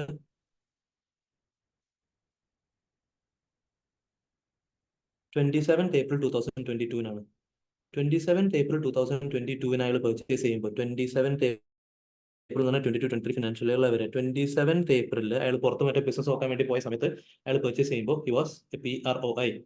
ഒരു PROI പുറത്ത് എന്ത് അസറ്റ് വാങ്ങിച്ചാലും വിറ്റാലും അത് ഫെമയിൽ വരൂല. വരൂല കാരണം ഫോറിൻ കറൻസി ഇൻവോൾവ് അല്ല. നമ്മൾ ഈ അക്കൗണ്ട്സിലും ടാക്സിലുള്ള മാതിരി capital account transaction, current account transaction, ഇപ്പോൾ ഞാൻ ഇന്ത്യയിൽ ഒരു പ്രോപ്പർട്ടി വാങ്ങി അല്ലെങ്കിൽ ഇന്ത്യയിൽ ഒരു പ്രോപ്പർട്ടി വിറ്റു, അത് ക്യാപിറ്റൽ അക്കൗണ്ട് ട്രാൻസാക്ഷൻ അല്ല ഫെമയിൽ. Even though accounts point of view ഒരു ക്യാപിറ്റൽ അക്കൗണ്ട് ട്രാൻസാക്ഷൻ ആയിട്ട് നമുക്ക് ട്രീറ്റ് ചെയ്യാൻ പറ്റും. അല്ലെങ്കിൽ ടാക്സിലൊക്കെ ചിലപ്പോൾ എനിക്കൊരു ക്യാപിറ്റൽ, ഒരു അസറ്റ് അവിടെ ക്രിയേറ്റ് ആവുകയാണ്. ഇവിടെ ഒരു ഇന്ത്യക്കാരൻ ഇന്ത്യയിൽ പ്രോപ്പർട്ടി വാങ്ങി വിറ്റു, അവിടെ ഫോറിൻ കറൻസി ഇൻവോൾവ് അല്ല, ഫെമ വരൂല. പുറത്തുള്ള ഒരാൾ പുറത്ത് പ്രോപ്പർട്ടി വാങ്ങി വിറ്റു, ഫോറിൻ കറൻസി ഇൻവോൾവ് അല്ല, ഫെമ വരൂല. അപ്പോ he was a PROI at that point of time. PROI പുറത്ത് പ്രോപ്പർട്ടി വാങ്ങി, it is not coming under FEMA.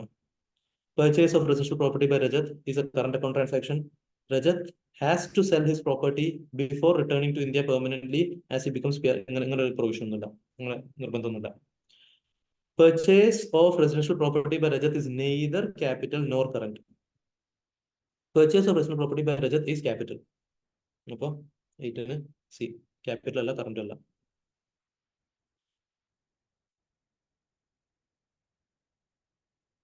Bhavesh, Yash, Chirag incorporated LLP ടിംബറിന്റെ ബിസിനസ് ചെയ്യാൻ വേണ്ടിയിട്ട്.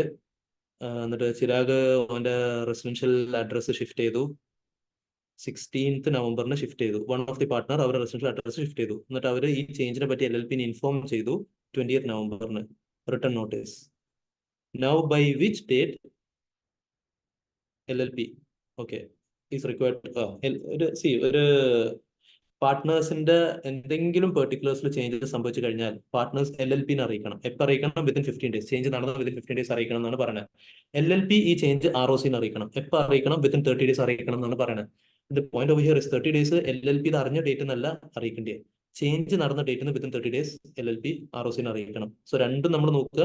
ചേഞ്ച് നടന്ന ഡേറ്റിന് പാർട്ട്നേഴ്സ് LLP അറിയിക്കും, ചേഞ്ച് നടന്ന ഡേറ്റിന് LLP ROC അറിയിക്കും. സോ ഇയാളെ ഈ അഡ്രസ്സിൽ ചേഞ്ച് സംഭവിച്ച 16th November അത് ഇൻഫോം ചെയ്ത് 20th November എനിക്ക് വലിയ റെലവൻസ് ഒന്നുമില്ല.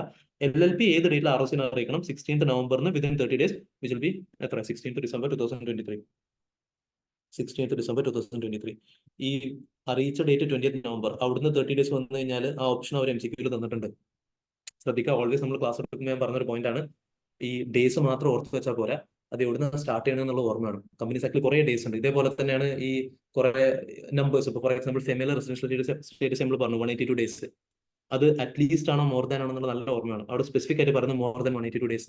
അപ്പോൾ ഇപ്പൊ ക്വസ്റ്റ്യനിലൊക്കെ അവർ പറയാണ്, ഒരാൾ ഇന്ത്യയിൽ ലെസ് ദാൻ 183 days ഉള്ളായിരുന്നു കഴിഞ്ഞ വർഷം, ലെസ് ദാൻ 183. അപ്പൊ ഇഫ് ഒരു student is going by the concept that 182 days വേണം, അറ്റ്ലീസ്റ്റ് 182 days, ലെസ് ദാൻ 183 എന്ന് പറഞ്ഞാലും 182 പെട്ടല്ലോ, അപ്പൊ അയാൾ റെസിഡന്റ് ആവാൻ ചാൻസ് ഇല്ല.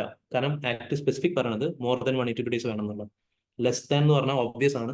മോർ ദാൻ 182 എന്ന് പറഞ്ഞാൽ തന്നെ 183 വേണം മിനിമം. ലെസ് ദാൻ 183 എന്ന് പറഞ്ഞാൽ ഒബ്വിയസ് ആണ്, അത് റെസിഡന്റ് അല്ല. സോ ഇങ്ങനത്തെ കാര്യങ്ങളൊന്നും ശ്രദ്ധിക്കണം. ഡേയ്സിന്റെ കേസിൽ ആ ഡേയ്സ് എവിടുന്ന സ്റ്റാർട്ട് ചെയ്യണം എന്നുള്ള ഓർമ്മ വേണം. First thing. ഇതേപോലെ നമ്പേഴ്സ് ഒക്കെ തരുന്ന കേസിൽ അതിന്റെ മുന്നുള്ള സിമ്പിൾ ലെസ് ദാൻ ആണോ, എന്താണ് മോർ ദാൻ ആണോ, വട്ടെവർ. നമ്മളെ ലാസ്റ്റ് MCQ ക്വസ്റ്റ്യൻ എന്താ സംഭവം? Drug software company INC company incorporated in Australia proposes to establish a place of business in Mumbai. List of directors are Arun MD ആണ്. Arun MD, Ranveer director. Oh man, Arun MD ആണ്, രൺവീർ ഡയറക്ടറാണ്, പിന്നെ രമേശ് മലിക് ഡയറക്ടറാണ്, നവാസ് ഡയറക്ടറാണ്, miss Lavina സെക്രട്ടറിയാണ്. Okay. It is noted that Ramesh, Malik and Nawaz, resident in India, are persons who have been authorized by company to accept on behalf service of process notice documents. ആരൊക്കെ? രമേശ്, നവാസ്. സംഭവം എന്താ? C, നമ്മൾ ഈ foreign company എന്നുള്ള ടോപ്പിക്കിൽ foreign company, അതായത് foreign company definition 2+42 പറയുന്നുണ്ട്, ഇന്ത്യക്ക് പുറത്ത് എസ്റ്റാബ്ലിഷ് ചെയ്ത company incorporate outside India and having a place of business in India. അപ്പോൾ section 380 companies incorporate outside India എന്നുള്ള ചാപ്റ്റർ സെക്ഷൻ 380 പറയുന്നുണ്ട്, ഫോറിൻ കമ്പനി ഇന്ത്യയിൽ ഒരു പ്ലേസ് ഓഫ് ബിസിനസ് എസ്റ്റാബ്ലിഷ് ചെയ്താൽ ഉടനെ അവർ ROC-നെ അറിയിക്കണം. എന്തൊക്കെ അറിയിക്കണം? നമ്മൾ form number FC1 foreign company എന്നുള്ളതിന്റെ FC സീരീസ് FC1-ൽ നമ്മൾ ROC-ന് കുറെ ഡീറ്റെയിൽസ് നമ്മൾ കൊടുക്കാറുണ്ട്. അതിൽ നമ്മൾ ഡയറക്ടേഴ്സിന്റെ ഡീറ്റെയിൽസ് കൊടുക്കും, സെക്രട്ടറിന്റെ ഡീറ്റെയിൽസ് കൊടുക്കും. ഇവർക്ക് ഫോറിൻ കമ്പനീസിന് ഇന്ത്യയിൽ ഒരു ഓതറൈസ്ഡ് പേഴ്സൺ ഉണ്ടായിരിക്കണം, ഒരു ഓതറൈസ്ഡ് റെപ്രസെന്റേറ്റീവ്. അവർക്കാണ് നമ്മൾ വാട്ട് എവർ ഈ ഫോറിൻ കമ്പനിക്കുള്ള നോട്ടീസ് ആവട്ടെ, ഡോക്യുമെന്റ് ആവട്ടെ, കാര്യങ്ങളൊക്കെ അയച്ചു കൊടുക്കുക. അപ്പൊ ആ പേഴ്സണിന്റെ ഡീറ്റെയിൽസ് നമ്മൾ ROC-നെ അറിയിക്കണം. അപ്പോൾ ഈ പോയിന്റ് അവിടെ മെൻഷൻ ചെയ്യുന്നത് ഈ കേസാണ്. ഇവരെയാണ് ഓതറൈസ് ചെയ്തിട്ടുള്ളത് കമ്പനിയുടെ ബിഹാഫിൽ ഡോക്യുമെന്റ്സ് കാര്യങ്ങളൊക്കെ റിസീവ് ചെയ്യാൻ, അതെ, രമേശിനും നവാസിനും. പിന്നെ in relation to the company's establishment, okay, you are required to enlighten with respect to whose declaration will be required to be submitted to ROC for not being convicted or debarred from the formation of companies. Now, ഇതും ഈ FC1-മായി ബന്ധപ്പെട്ട സംഭവമാണ്. നമ്മളെ directors അല്ലെങ്കിൽ നമ്മൾ mention ചെയ്ത authorised persons ഒന്നും ഇവിടെ കൺവിക്റ്റഡ് അല്ല, ഒഫൻസിൽ കൺവിക്റ്റഡ് അല്ല എന്ന ഡിക്ലറേഷൻ നമ്മൾ കൊടുക്കാറുണ്ട്. ഏതുപോലെ അപ്പൊ നോർമൽ കമ്പനി ഇന്ത്യയിൽ കമ്പനി ഇൻകോർപ്പറേറ്റ് ചെയ്യുമ്പോൾ INC7 നമ്മളൊരു ഡിക്ലറേഷൻ കൊടുക്കാറുണ്ട്. INC7 അല്ല, സെക്ഷൻ 7 ഇൻകോർപ്പറേഷൻ സെക്ഷൻ 7, അവിടെ നമ്മൾ ഡിക്ലറേഷൻ കൊടുക്കാറുണ്ട്. നമ്മൾ INC9 ഒരു ഡിക്ലറേഷൻ കൊടുക്കും. നമ്മളെ കമ്പനിയിലെ ഡയറക്ടേഴ്സ് അല്ലെങ്കിൽ സബ്സ്ക്രൈബേഴ്സ് നമ്മൾ കഴിഞ്ഞ 5 വർഷം ഫ്രോഡിന് കൺവിക്റ്റഡ് ആയിട്ടില്ല, കമ്പനി പ്രൊമോഷൻ ഫോർമേഷൻ മാനേജ്മെന്റ് ഇതുമായി ബന്ധപ്പെട്ട യാതൊരു ഒഫൻസിലും കൺവിക്റ്റഡ് ആയിട്ടില്ല. ഇതേപോലെ തന്നെ ഒരു ഡിക്ലറേഷൻ ഫോറിൻ കമ്പനീസ് കൊടുക്കുന്നുണ്ട്. പക്ഷെ ഫോറിൻ കമ്പനീസ് ആര് കൺവിക്റ്റഡ് ആയിട്ടില്ല എന്നാ പറയുന്നത്, ഡയറക്ടേഴ്സ് ഓതറൈസ് പേഴ്സൺ കൺവിക്റ്റഡ് ആയിട്ടില്ല എന്നുള്ള പറയുന്നത്. CS-ന്റെ കേസിൽ അവിടെ ഒന്നും മെൻഷൻ ചെയ്യുന്നില്ല. അപ്പോൾ ആരുടെയൊക്കെ ഇങ്ങനെ കൺവിക്റ്റഡ് അല്ല എന്നുള്ള ഡിക്ലറേഷൻ കൊടുക്കണം എന്നാണ് പറയുന്നത്. We have to give of ഈ മേലത്തെ 4 ആൾക്കാർ, അരുൺ, രൺവീർ, രമേശ്, നവാസ്. ലെവിനന്റെ ആവശ്യമില്ല, ഇതിന്റെ ആവശ്യമില്ല, ഈ 3 ആൾക്കാർ പോരാ. അരുൺ, രൺവീർ, രമേശ്, നവാസ്, ഈ 4 ആൾക്കാരുടെ നമ്മൾ കൺവിക്റ്റഡ് അല്ല എന്ന ഡിക്ലറേഷൻ കൊടുക്കണം. റിമെമ്പർ സെക്ഷൻ 380 ഡയറക്ടേഴ്സിന്റെയും ഓതറൈസ് പേഴ്സണിനും കൺവിക്റ്റഡ് അല്ല എന്നുള്ള ഡിക്ലറേഷൻ ആണ് നമ്മൾ കൊടുക്കേണ്ടത്. എന്തൊക്കെയായടാ? 10D നമ്മളിപ്പോ റെസിഡന്റിന്റെ പോയിന്റ് നമ്മൾ നോക്കിയിരുന്നു. 7 വാസ് 7A,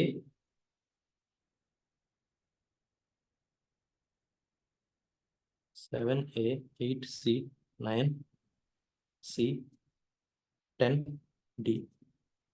അപ്പോൾ ACCD. ഓക്കെ, നമ്മള് MCQ ആണ് ഇതുവരെ ഡിസ്കസ് ചെയ്ത് കേട്ടോ. MCQ അത്യാവശ്യം ടൈം എടുക്കും ചെയ്ത്. I hope it is clear. Descriptive area നോക്കുക. ഡിസ്ക്രിപ്റ്റീവ് ഏരിയ ഒരുപാട് ടൈം എടുക്കില്ല. ജസ്റ്റ് എന്താണ് കോൺസെപ്റ്റ് ഒന്ന് ആ റെലവെന്റ് സെക്ഷനിൽ എന്താ പറയുന്നത്, എങ്ങനെ പ്രസന്റ് ചെയ്യണം പറഞ്ഞു കഴിഞ്ഞാൽ ഡിസ്ക്രിപ്റ്റീവ് കഴിയും. ഇതുവരെ ക്ലിയർ ആണോ?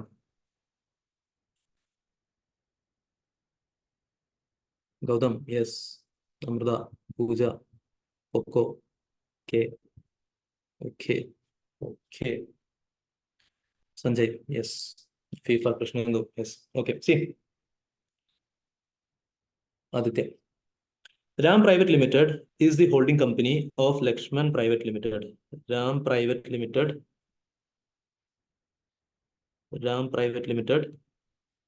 Lakshman Private Limited in the holding company ആണ്, ഒരു holding subsidiary ആണ്. As per the last profit and loss account for the year ending 31st March 2023, Lakshman Private Limited ന്റെ turnover, ഇവരെ turnover 1.8 CR, പിന്നെ ഇവര് paid up share capital 80 lakh. ഈ same question വേറെ ഏതോ ഐസിന്റെ മെറ്റീരിയൽ ഉണ്ടായിരുന്നു കേട്ടോ. കാരണം ഞാൻ റീസെന്റ് മറ്റേ ഈ ലോ പേപ്പർ എങ്ങനെ പ്രസന്റ് ചെയ്യണം എന്നുള്ള ഒരു വീഡിയോ ചെയ്തപ്പോൾ യൂട്യൂബിൽ ഇട്ടപ്പോൾ ditto same question. I think the numbers are also same. കമ്പനിയുടെ പേര് മേ ബി ഡിഫറെന്റ് ആയിരിക്കും, Okay. Appo question is about small company. The board of directors wants to avail the status of small company. Small company section 2 clause 85 small company provisions to parana. 2 clause 85. CS advise the directors that the company cannot be categorized as small company. In light of the above provisions, according to Companies Act, you are required to examine contention of CS is correct. CS പറഞ്ഞ ശരിയാണോ തെറ്റാണോ എന്നുള്ളതാണ് അവർ requirement ചോദിക്കുന്നത്. നമ്മൾ ഒരു small company ആണോ അല്ലേ എന്നുള്ളത് മാത്രം എഴുതി കൊടുത്താൽ പോരാ. We need to carefully observe. Okay, അതായത് നിങ്ങൾക്ക് ചിലപ്പോൾ പ്രൊവിഷൻ അറിയുന്നുണ്ടാവും, നിങ്ങൾ സ്മോൾ കമ്പനിയുടെ പ്രൊവിഷൻ പറഞ്ഞു കൊടുക്കും, നിങ്ങൾക്ക് എല്ലാം അറിയാം, പ്രൊവിഷനും ഈവൻ ആൻസർ വരെ അറിയാം. അപ്പൊ ഇവർ സ്മോൾ കമ്പനി ആവോ അല്ലേ എന്നുള്ള ലാസ്റ്റ് കൺക്ലൂഷൻ കൊടുത്താൽ മാത്രം ചിലപ്പോൾ ഫുൾ മാർക്ക് കിട്ടണം എന്നില്ല, എക്സാക്ട് മാർക്ക് കിട്ടണം എന്നില്ല. CS പറഞ്ഞാൽ ശരിയാണോ തെറ്റാണോ എന്നുള്ള സ്റ്റേറ്റ്മെന്റ് നമ്മൾ കമന്റ് ചെയ്യണം. CS പറഞ്ഞത് സ്മോൾ കമ്പനി ആവില്ല. സ്മോൾ കമ്പനി ആവണമെങ്കിൽ 2 clause 85 പ്രകാരം സ്മോൾ കമ്പനിയുടെ ഡെഫിനേഷൻ പറയണം. Small company means a company which is not a private company, അല്ലെങ്കിൽ other than public company. First തന്നെ പബ്ലിക് കമ്പനി ആവാൻ പാടില്ല. ക്വസ്റ്റ്യനിൽ രണ്ടുപേരും പ്രൈവറ്റ് കമ്പനിയാണ്, അവിടെ പ്രശ്നങ്ങളൊന്നുമില്ല. പിന്നെ ഷെയർ ക്യാപിറ്റൽ, ടേൺ ഓവർ, ഇത് രണ്ടും ക്രോസ് ചെയ്യാൻ പാടില്ല. 50 lakh, 2 crore, or such amount as may be prescribed not exceeding 10 crore, or such amount as may be prescribed not exceeding 100 crore. അതായത് ആക്ട് പ്രകാരം 2 lakh പറഞ്ഞിട്ടുള്ളത്, 2 CR പറഞ്ഞിട്ടുള്ളത്. ആക്ടിന്റെ പറയുന്നുണ്ട് സെൻട്രൽ ഗവൺമെന്റ് വേണമെങ്കിൽ റൂൾസിലൂടെ 10ഉം 100ഉം എക്സീഡ് ചെയ്യാത്ത എമൗണ്ട് പ്രിസ്ക്രൈബ് ചെയ്യാം. സെൻട്രൽ ഗവൺമെന്റ് ഇവിടെ റൂൾസിൽ prescribe ചെയ്തിട്ടുണ്ട്. റൂൾസിൽ സെൻട്രൽ ഗവൺമെന്റ് പ്രിസ്ക്രൈബ് ചെയ്തത് എത്ര? ഇവിടെ 4ഉം 40 ആണ്. പിന്നെ 3 എക്സെപ്ഷൻസും പറഞ്ഞിരുന്നു. 3 ആൾക്കാരെ നമ്മൾ സ്മോൾ കമ്പനി ആയിട്ട് ട്രീറ്റ് ചെയ്യൂല. ഈവൻ ഇഫ് മേലെ പറഞ്ഞ ക്രൈറ്റീരിയ ഒക്കെ മീറ്റ് ചെയ്താലും 3 ആൾക്കാരെ നമ്മൾ സ്മോൾ ആയിട്ട് ട്രീറ്റ് ചെയ്യൂല. Holding and subsidiary company, section 8 company, special ആക്ടിൽ ഇൻകോർപ്പറേറ്റ് ചെയ്ത കമ്പനീസ്, ഇവർക്ക് സ്മോൾ എന്നുള്ള സ്റ്റേറ്റസ് കിട്ടൂല. നമ്മളെ ക്വസ്റ്റ്യനിൽ സ്പെസിഫിക്കലി ഇവര് പ്രൈവറ്റ് കമ്പനിയാണ്, അവിടെ പ്രശ്നമൊന്നുമില്ല. ഇവര് ഷെയർ ക്യാപിറ്റൽ 4 crore ക്രോസ് ചെയ്യുന്നില്ല. നമ്മൾ ഈ ലിമിറ്റ് ആണ് പ്രാക്ടിക്കലി നോക്കുക കേട്ടോ. റൂൾസിൽ 4ഉം 40ഉം പ്രിസ്ക്രൈബ് ചെയ്ത് കഴിഞ്ഞാൽ പിന്നെ നമ്മൾ 4ഉം 40 ആണ് നോക്കുക. എക്സാമിൽ എന്ത് എഴുതുക അത് ഞാൻ മുന്നത്തെ വീഡിയോയിൽ പറഞ്ഞിരുന്നു. അതായത് it is always better full എഴുതുക എന്നുള്ളത്. ഷെയർ ക്യാപിറ്റൽ 50, 10, 2, 100, 4, 40 ഫുൾ എഴുതുക. എന്നിട്ട് ആൻസറിന്റെ ലിമിറ്റ് വേണ്ടിയിട്ട് 4ഉം 40 എടുക്കുക എന്നുള്ളത്. ബട്ട് ഇതേ ക്വസ്റ്റ്യൻ ICA എഴുതിയപ്പോൾ ഡയറക്ട്ലി 4ഉം 40 മാത്രമേ എഴുതിയിട്ടുള്ളൂ.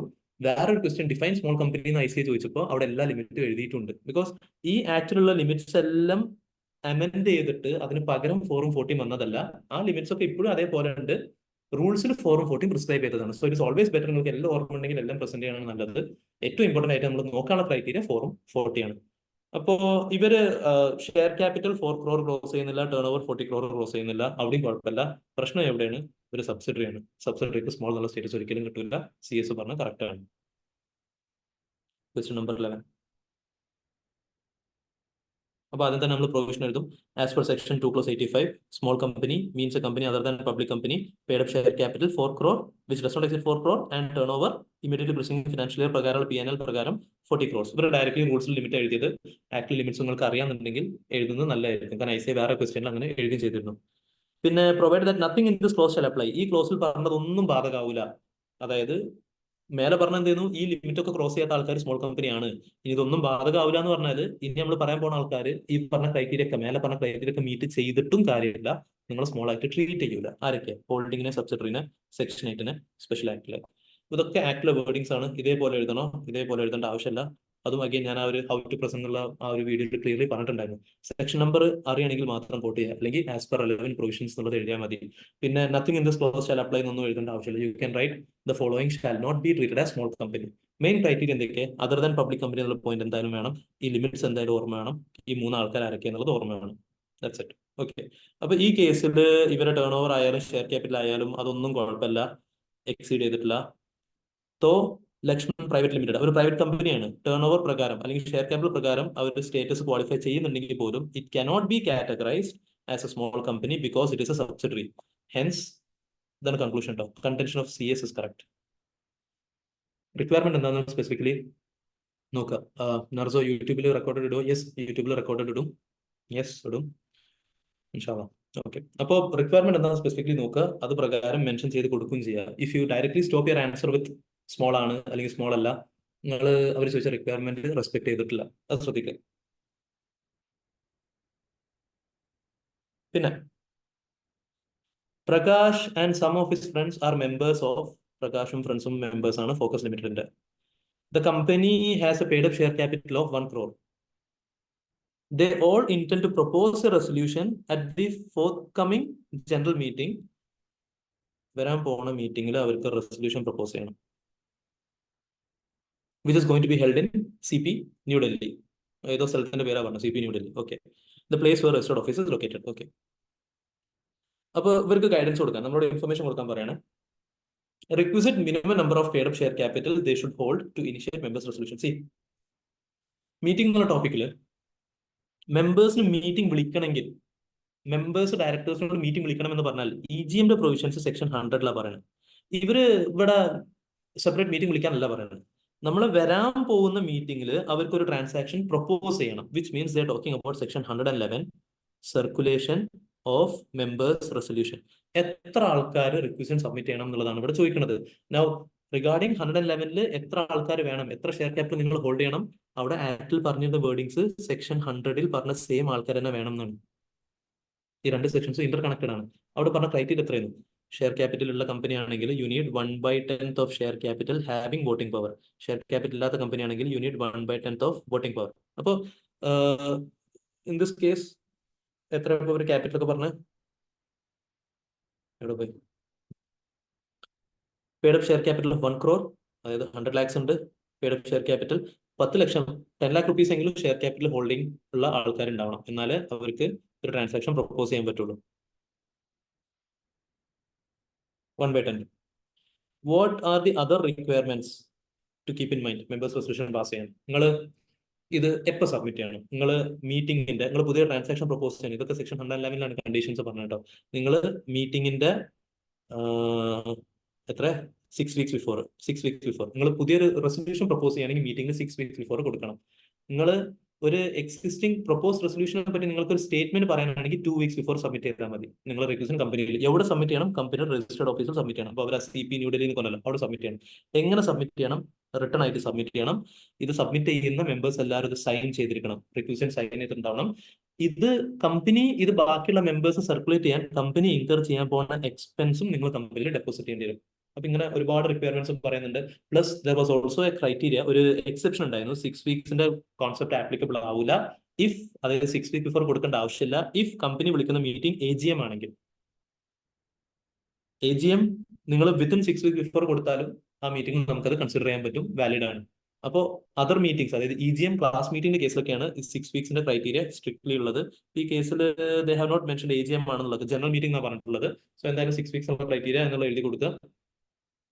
അപ്പോ ദാറ്റ് വാസ് 12th one, എത്ര ആൾ വേണം ആൻഡ് ബാക്കി കണ്ടീഷൻസ് എന്തൊക്കെയാന്നുള്ളത്. അപ്പോൾ in section 111 the members of a company are given a statutory right to propose resolutions for consideration at the general meeting. According to subsection 1, the number of members required to make a requisition for moving a resolution shall be same as required to requisition a general meeting.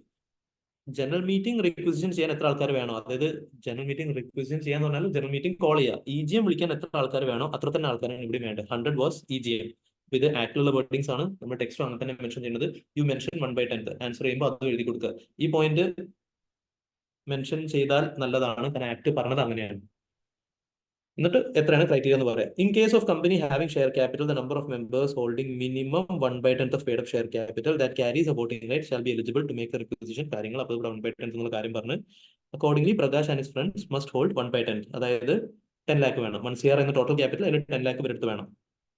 ഇനി ബാക്കി എന്തൊക്കെയാണ് other requirements? Other requirements പറഞ്ഞത് 2 or more copies of requisition submit ചെയ്യണം, എല്ലാവരും sign ചെയ്യണം. പിന്നെ ഇത് എവിടെ കൊടുക്കും? കമ്പനിയുടെ രജിസ്റ്റേർഡ് ഓഫീസിൽ കൊടുക്കും, രജിസ്റ്റേർഡ് ഓഫീസിൽ. പിന്നെ നോട്ടീസിന്റെ കേസിലാണെങ്കിൽ not less than 6 weeks before the meeting deposit ചെയ്യണം. പിന്നെ ബാക്കി സ്റ്റേറ്റ്മെന്റ് കേസിലാണെങ്കിൽ 2 weeks. ഇവരെ കേസിൽ അവർ ക്ലിയർലി നോട്ടീസ് എന്നുള്ള പറഞ്ഞിട്ടുണ്ട്. ഈ പോയിന്റിൽ ആവശ്യമുള്ളൂ. ആക്ച്വലി ഒരു പ്രൊപ്പോസ് റെസൊല്യൂഷനെ പറ്റി സ്റ്റേറ്റ്മെന്റ് അല്ല, സ്റ്റേറ്റ്മെന്റ് ആണെങ്കിൽ 2 weeks. പിന്നെ a sum reasonably sufficient to meet the expense of the company എന്ത് ചെയ്യണം? നിങ്ങൾ ഇതിന്റെ കൂടെ കമ്പനിയിൽ ഡെപ്പോസിറ്റ് ചെയ്യണം, അതും ഇവർ തന്നെ ഇൻകർ ചെയ്യണം. അത്രയും പോയിന്റ്സ്. That's it. ഇതേ കണ്ടീഷൻസ്. പിന്നെ അവിടെ നമ്മൾ 111 പറഞ്ഞിരുന്നു എക്സെപ്ഷൻ ഉണ്ട്, കമ്പനി സർക്കുലേറ്റ് ചെയ്യേണ്ട ആവശ്യമില്ല. എന്ത്? ഇഫ് ഒരു നീഡ്ലെസ് പബ്ലിസിറ്റി ഫോർ ഡിഫേമേറ്ററി മാറ്റർ, ഇത് ക്വസ്റ്റ്യനിൽ ചോദിച്ചിട്ടില്ല കേട്ടോ, നമ്മൾ പറഞ്ഞപ്പോൾ അതിന്റെ കൂടെ സെക്ഷൻ കംപ്ലീറ്റ് ചെയ്യാൻ വേണ്ടി റിവൈസ് ചെയ്യാൻ വേണ്ടി പറയുന്നത്. ഒരു ഡിഫേമേറ്ററി ആയിട്ടുള്ള ഒരു കാര്യത്തിന്, ഡിഫേമേറ്ററി മാറ്ററിന് നീഡ്ലെസ് പബ്ലിസിറ്റി ക്രിയേറ്റ് ചെയ്യാനാണ് ഈ റൈറ്റ് എക്സസൈസ് ചെയ്യുന്നത് എന്ന് CG സാറ്റിസ്ഫൈഡ് ആയാൽ, അതായത് ഒരാൾ നമ്മളോട് സർക്കുലേറ്റ് ചെയ്യാൻ പറഞ്ഞു, കമ്പനിക്ക് അത് വായിച്ചപ്പോൾ തോന്നുന്നത് ഡിഫേമേറ്ററി മാറ്റർ ആണ്, കമ്പനി CGക്ക് അപ്ലൈ ചെയ്യും. സി ജി നമ്മളോട് പറയുന്നത് സർക്കുലേറ്റ് ചെയ്യേണ്ട ആവശ്യമില്ല എന്ന് പറഞ്ഞു കഴിഞ്ഞാൽ പിന്നെ നമ്മൾ സർക്കുലേറ്റ് ചെയ്യേണ്ട ആവശ്യമില്ല. അങ്ങനെ ഒരു എക്സെപ്ഷനും അവിടെ ഉണ്ടായിരുന്നു. That was regarding section 111 circulation. പിന്നെ PQR manufacturing company turn over 150 കോടി. കുറെ ഡാറ്റ തരുന്നുണ്ട് കേട്ടോ. സംഭവം എന്താ? ഇന്റേണൽ ഓഡിറ്ററിന്റെ എന്തോ ക്വസ്റ്റ്യൻ ആണ്. എക്സ് എംപ്ലോയിനെ ഇന്റേണൽ ഓഡിറ്റ് അപ്പോയിന്റ് ചെയ്യാൻ പറ്റുമോ? ഇന്റേണൽ ഓഡിറ്റിന്റെ ക്വസ്റ്റ്യൻ. അപ്പോൾ ഇന്റേണൽ ഓഡിറ്ററിന്റെ റിക്വയർമെന്റ്സ് എന്തൊക്കെയാണ്? PQR പ്രൈവറ്റ് ലിമിറ്റഡ് ആണ്. പ്രൈവറ്റ് കമ്പനിക്കുള്ള ക്രൈറ്റീരിയ ഡിഫറെന്റ് ആണ്. ഇതൊക്കെ ഇവിടെ പറയുന്നത് സെക്ഷൻ 138 ഇന്റേണൽ ഓഡിറ്റ് പറയുന്നത്. അപ്പൊ അവിടെ ഫസ്റ്റ് പറഞ്ഞ എല്ലാ ലിസ്റ്റഡ് കമ്പനീസും കമ്പൽസറി ആണ്. പിന്നെ പറഞ്ഞ് അൺലിസ്റ്റഡ് പബ്ലിക് കമ്പനീസിന് കമ്പൽസറി ആണ്. പിന്നെ പ്രൈവറ്റ് കമ്പനീസിന്. അപ്പോൾ അൺലിസ്റ്റഡ് പബ്ലിക് കമ്പനിക്ക് എപ്പോഴാണ് നിങ്ങളെ ഡെപ്പോസിറ്റ്സ് 25 CR അബവ്, അല്ലെങ്കിൽ നിങ്ങളെ ഷെയർ ക്യാപിറ്റൽ 50 CR അബവ്, അല്ലെങ്കിൽ നിങ്ങളെ ബോറോവിങ്സ് 100 CR അബവ്, അല്ലെങ്കിൽ നിങ്ങളെ ടേൺ ഓവർ 200 CR അബവ്. ഒക്കെ ഡബിൾ 25, 50, 100, 200. പക്ഷെ അവിടെ എന്തൊക്കെയാണ് ഈ ഇതിന് മുന്നുള്ള സംഭവം എന്നുള്ളതാണ് ഓർമ്മ വേണ്ടത്. Deposit, share capital, borrowing, turnover. Private കമ്പനിയുടെ കേസിൽ ഈ ലാസ്റ്റ് 2 കാര്യങ്ങൾ മാത്രമേ നോക്കുള്ളൂ. Borrowing 100 CR above, turnover 200 CR above. ആര് അപ്പോയിന്റ് ചെയ്യുക? എനി പ്രൊഫഷണൽ അപ്പോയിന്റ് ചെയ്യുക. നിങ്ങൾക്ക് CN അപ്പോയിന്റ് ചെയ്യുക, CMN അപ്പോയിന്റ് ചെയ്യുക. എനി പ്രൊഫഷണൽ എംപ്ലോയി ആവാം, അല്ലെങ്കിൽ എംപ്ലോയി അല്ലാത്ത പേഴ്സൺ ആവാം. അതിലൊന്നും പ്രശ്നമില്ല. അതൊക്കെ എംപ്ലോയി ആവാൻ പാടില്ല എന്ന് സ്ട്രിക്ട്ലി റിക്വയർമെന്റ് പറഞ്ഞത് സ്റ്റാറ്റ്യൂട്ടറി ഓഡിറ്റ് ആണ്. ഓഡിറ്റ് ചാപ്റ്ററിൽ ക്വസ്റ്റ്യൻ അവരെന്തോ ചോദിക്കുന്നുണ്ട്, എക്സ് എംപ്ലോയിനെ ആക്കാൻ പറ്റും എന്നൊക്കെ ചോദിക്കണം. Let's see. അപ്പോ ഇവരെ PQR പ്രൈവറ്റ് ലിമിറ്റഡിന്റെ manufacturing company generates turnover 150 കോടി. ടേൺ ഓവർ നമുക്ക് വേണ്ടിയിരുന്നത് 200 ആണ്.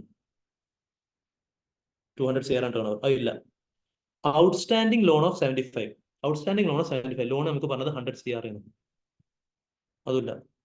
From A public financial institution solely in the previous financial year with a total loan availed 110. Oh man, now this is the problem over here. ഇവരെ total loan 110 ആയിരുന്നു. അതില് അവര് 35 CR repay ചെയ്തു during the same year. അങ്ങനെ ഇപ്പൊ balance 75 CR ഉണ്ട്. Now this is one tricky point. Normally ഈ ലോണിന്റെ കേസിലൊക്കെ എപ്പോഴും സബ്സിസ്റ്റിംഗ് ഡിഫോൾട്ട് ഉണ്ടാവാൻ പാടില്ല ലോണിന്റെ. അങ്ങനെയൊക്കെയാണ് ടേം യൂസ് ചെയ്യാറ് ഡെപ്പോസിറ്റ് ചാപ്റ്ററിലും, അല്ലെങ്കിൽ ഇപ്പൊ ഏത് കേസിലും എല്ലായിടത്തും ഡിഫോൾട്ട് ഉണ്ടാവാൻ പാടില്ല, അല്ലെങ്കിൽ എത്രയാണ് ഔട്ട്സ്റ്റാൻഡിംഗ് എന്നുള്ളതാണ് ക്രൈറ്റീരിയ നോക്കാറ്. ഇന്റേണൽ ഓഡിറ്ററിന്റെ കേസിൽ ഈ ലോൺ 100 CR എന്ന് പറഞ്ഞത് ഔട്ട്സ്റ്റാൻഡിംഗ് അല്ല. 100 CR കഴിഞ്ഞ വർഷം at any point of time നിങ്ങളുടെ കമ്പനിയിൽ 100 CR ഉണ്ടെങ്കിൽ ഇന്റേണൽ ഓഡിറ്റിന്റെ പ്രൊവിഷൻസ് ആപ്ലിക്കബിൾ ആയി. ബാക്കി ഷെയർ ക്യാപിറ്റൽ അല്ലെങ്കിൽ ഡെപ്പോസിറ്റ് അല്ലെങ്കിൽ ടേൺ ഓവറിന്റെ കേസിൽ ഒന്നും പ്രശ്നങ്ങളൊന്നുമില്ല. ലോണിന്റെ കേസിൽ അതൊരു സ്പെസിഫിക് സെന്റൻസ് അങ്ങനെ ഉണ്ട്. സോ ഇവരെ കഴിഞ്ഞ വർഷം 110 ഉണ്ടായിരുന്നു, അതിൽ 35 തിരിച്ചടച്ചു എന്ന് പറഞ്ഞിട്ട് കാര്യമില്ല. ഇന്റേണൽ ഓഡിറ്റർ അപ്പോയിന്റ് ചെയ്യൽ കമ്പൽസറി ആയി. The board has delegated the authority to CEO to designate an internal auditor to conduct internal audit. However, CEO believes that company is not legally obliged to have internal auditor. Analyze the accuracy of CEO's perspective. What would be a response if board wants to appoint Nagendra, ex-employee, who is the qualified chartered accountant internal auditor? അപ്പോൾ ഇത് പറ്റും. CEO വേണം appoint ചെയ്യേണ്ടതാണ്. Actually appoint ചെയ്യണം. കാരണം loan at any point of time 100 കോടി cross ചെയ്തിട്ടുണ്ട്. Appoint ചെയ്യൽ മസ്റ്റ് ആണ്. അപ്പൊ ഔട്ട്സ്റ്റാൻഡിംഗ് 75 CR അല്ല നോക്കണ്ടേ. കഴിഞ്ഞ വർഷം എപ്പോഴെങ്കിലും 100 കോടി ക്രോസ് ചെയ്തിട്ടുണ്ടെങ്കിൽ അപ്പോയിന്റ് ചെയ്യണം. According to section 138, every private company turnover 200 CR or outstanding loans, അത് ബാങ്ക് ആവട്ടെ ഫിനാൻഷ്യൽ ഇൻസ്റ്റിറ്റ്യൂഷൻ ആവട്ടെ, exceeding 100 CR or more at any point of time. ഈ പോയിന്റ് നമ്മൾ മെൻഷൻ ചെയ്തിട്ടോ. At any point of time during the preceding financial year shall be required to appoint internal auditor. പിന്നെ CA ആവാം, CMA ആവാം, അല്ലെങ്കിൽ വേറെ ഏത് പ്രൊഫഷണലും ആവാം, പിന്നെ എംപ്ലോയി ആവാം, എംപ്ലോയി അല്ലെങ്കിലും കുഴപ്പമില്ല. അപ്പോൾ ഈ കേസിൽ അപ്പോൾ ഇതുവരെ നമ്മൾ പ്രൊവിഷനാണ് പറഞ്ഞത്, ഇതുവരെ പ്രൊവിഷൻ. ഇനി നമ്മൾ പറഞ്ഞത് ഇന്റേണൽ ഓഡിറ്റർ അവർ റിക്വയർ അപ്പോയിന്റ് ചെയ്യൽ കമ്പൽസറി ആണ്. കാരണം outstanding loan during the year has exceeded 100 crore irrespective of the fact that outstanding loan 75 ഉള്ളൂ. നോക്കിയിട്ട് കാര്യമില്ല, 100 കോടി കഴിഞ്ഞ വർഷം ക്രോസ് ചെയ്തിട്ടുണ്ട്. അപ്പൊ CEO പറഞ്ഞത് തെറ്റാണ്. ഇന്റേണൽ ഓഡിറ്റർ പ്രൊഫഷണൽ ആയാൽ മതി, പിന്നെ എംപ്ലോയി ആയാലും കുഴപ്പമില്ല, എക്സ് എംപ്ലോയി ആയാലും ഒന്നും കുഴപ്പമില്ല. അപ്പോൾ മേ അപ്പോയിന്റ് നാഗേന്ദ്ര, അതിൽ കുഴപ്പമൊന്നുമില്ല. Section 138 internal auditor. നമ്മൾ അവിടെ അതിന്റെ ബാക്കിയുള്ള കമ്പനീസിന് ലിമിറ്റ് ഏതൊക്കെയാണെന്നുള്ളത് പറഞ്ഞു. ഈ കമ്പനി പ്രൈവറ്റ് കമ്പനിയൊന്നും അതിൻ്റെ ഒന്നും ആവശ്യമില്ലെന്നു നമ്മൾ ജസ്റ്റ് ആ സെക്ഷൻ ഒന്ന് റിവൈസ് ചെയ്ത്. Moving on. അടുത്ത് Governments of Tamil Nadu and Andhra Pradesh collectively hold 60% of paid-up share capital of Orange Limited.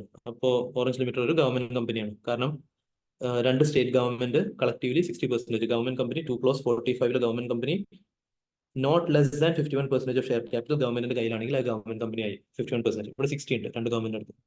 Audited FS of Orange Limited for the financial year 22-23 were presented at its AGM. 17th August AGM നടന്നു. അവിടെ financial statements present ചെയ്തു.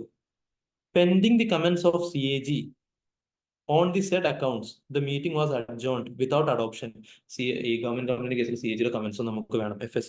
അപ്പോൾ അത് കിട്ടിയിട്ടില്ല, അതുകൊണ്ട് മീറ്റിംഗിൽ ഇത് adopt ചെയ്തിട്ടില്ല. Therefore, the company did not file the FS with the ROC, filing the section 137. Afterwards, on receipt of CAG comments on accounts, the adjourned AGM was held on 20th September. ആദ്യം meeting അപ്പോൾ നടന്ന് 17th August 23 meeting നടന്നു. അതിൽ adopt ആയിട്ടില്ലെന്നു. 20th September 23 adjourn meeting. ഇത് original meeting, ഇത് adjourn meeting. Now, whereat the accounts were adopted. Therefore, Orange Limited filed its FS relevant to 22-23 with ROC 29th September file ചെയ്തു. Examine with reference to applicable provisions of the Companies Act whether Orange Limited has complied with the statutory requirements regarding filing of accounts with ROC. See, 137 FS filing പറ്റി Companies Act പറയുന്നത്. 137 FS filing പറ്റി first of all നമ്മൾ AOC 4 എന്നുള്ളതിലാണ് നമ്മൾ അയച്ചു കൊടുക്കുക financial statements. Individual അയച്ചു കൊടുക്കും, consolation അയച്ചു കൊടുക്കും. അവിടെ തന്നെ XBRL കമ്പൽസറി ആയിട്ടുള്ള കമ്പനീസ് ഉണ്ട്. നമ്മുടെ വിഷയങ്ങൾ അതൊന്നുമല്ല. സെക്ഷൻ 137 പറഞ്ഞത് നിങ്ങളെ മീറ്റിംഗ് ഹെൽഡ് ആയാലും ഹെൽഡ് ആയിട്ടില്ലെങ്കിലും അല്ലെങ്കിൽ ഫിനാൻഷ്യൽ സ്റ്റേറ്റ്മെന്റ്സ് അഡോപ്റ്റ് ആയാലും അഡോപ്റ്റ് ആയിട്ടില്ലെങ്കിലും ROCക്ക് അയച്ചു കൊടുക്കണം, FS അയച്ചു കൊടുക്കണം. എപ്പോൾ അയച്ചു കൊടുക്കണം? Within 30 days. മീറ്റിംഗ് ഡ്യൂ ഡേറ്റിനുള്ളിൽ നടന്നാൽ നടന്ന ഡേറ്റിന് 30, നടന്നിട്ടില്ലെങ്കിൽ നടക്കേണ്ടിയിരുന്ന ഡേറ്റിന് 30. അവിടെ നമ്മൾ സ്റ്റേറ്റ്മെന്റ് വെച്ച് കൊടുക്കും എന്തുകൊണ്ട് മീറ്റിംഗ് നടന്നില്ല എന്നുള്ളത്. ഇനി മീറ്റിംഗ് നടന്നു, ഫിനാൻഷ്യൽ സ്റ്റേറ്റ്മെന്റ് അഡോപ്റ്റ് ആയില്ല, ആ കേസിൽ നമ്മൾ വിതിൻ 30 days ഈ അൺഅഡോപ്റ്റഡ് അയച്ചു കൊടുക്കണം. സബ്സിക്വന്റ്ലി നമ്മൾ അഡ്ജോൺ മീറ്റിംഗ് നടന്നു കഴിഞ്ഞാൽ അവിടുന്ന് വിതിൻ 30 days വീണ്ടും അയച്ചു കൊടുക്കും. അതുവരെ ROC ഇത് പ്രൊവിഷണൽ ആയിട്ട് ട്രീറ്റ് ചെയ്യും. ഇങ്ങനെയാണ് provisions.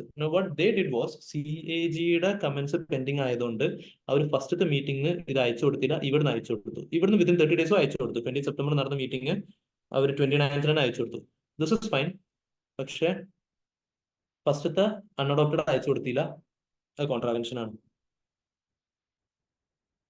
That was question 14. Where the financial statements are not adopted at AGM or adjourn meeting, such unadopted FS along with the required documents shall be filed with registrar within 30 days of the date of meeting, and registrar shall take them in his records as ROC the provisional retain till the FS are filed with him after their adoption in adjourn meeting. According to the second proviso, FS adopted in adjourn meeting shall be filed within 30 days. രണ്ടാമത്തെ അയച്ചു കൊടുക്കും, adjourn meeting within 30 days. In the instant case, accounts of Orange Limited were adopted. 20th September നടന്ന മീറ്റിംഗിൽ adopt ചെയ്തു, 29th അയച്ചു കൊടുത്തു within 30 days. However, ഇവിടെയാണ് പ്രശ്നം. Not filed the unadopted within 30 days. Hence, Orange Limited has not complied with the statutory requirements. പക്ഷേ രണ്ടാമത്തത് complaint ചെയ്തു, ഫസ്റ്റത്തെ ചെയ്തില്ല. അൺഅഡോപ്റ്റഡ് അയച്ചു കൊടുക്കണമായിരുന്നു within 30 days, അത് ചെയ്തില്ല.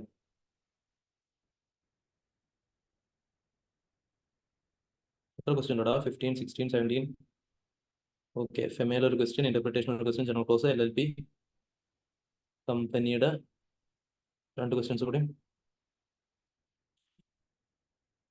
NOP Limited, since its incorporation 2022, is engaged in the production of premium quality glass bottles. According to financial result, net worth 90 CR, turnover 510 CR. Sampanda.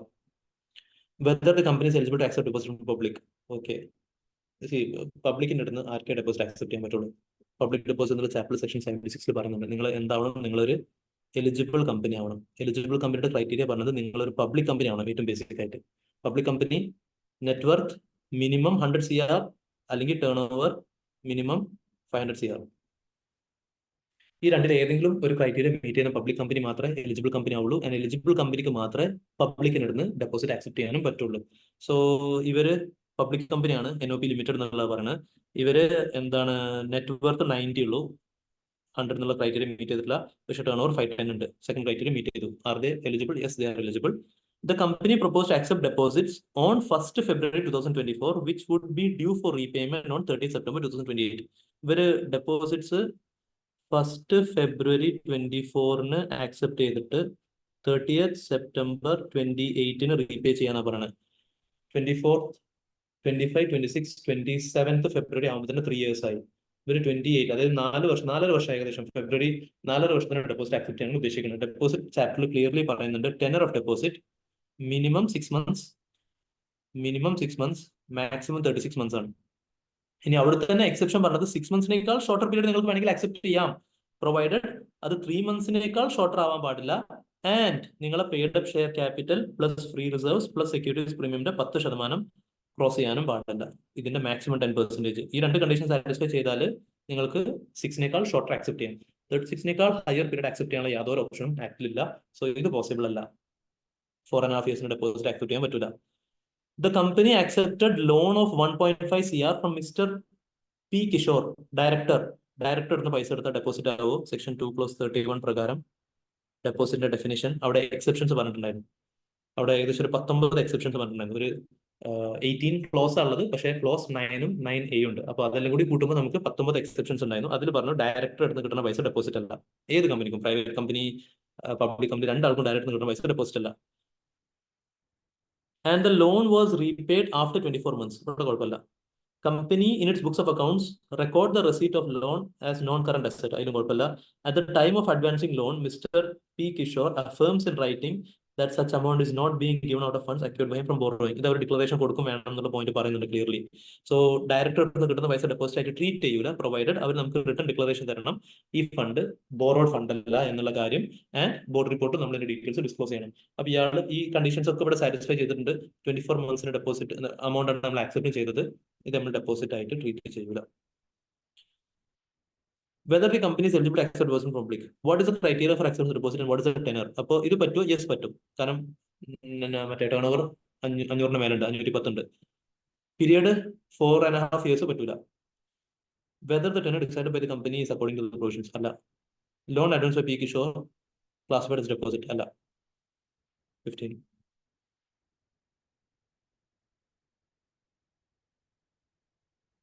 Eligible company means public company.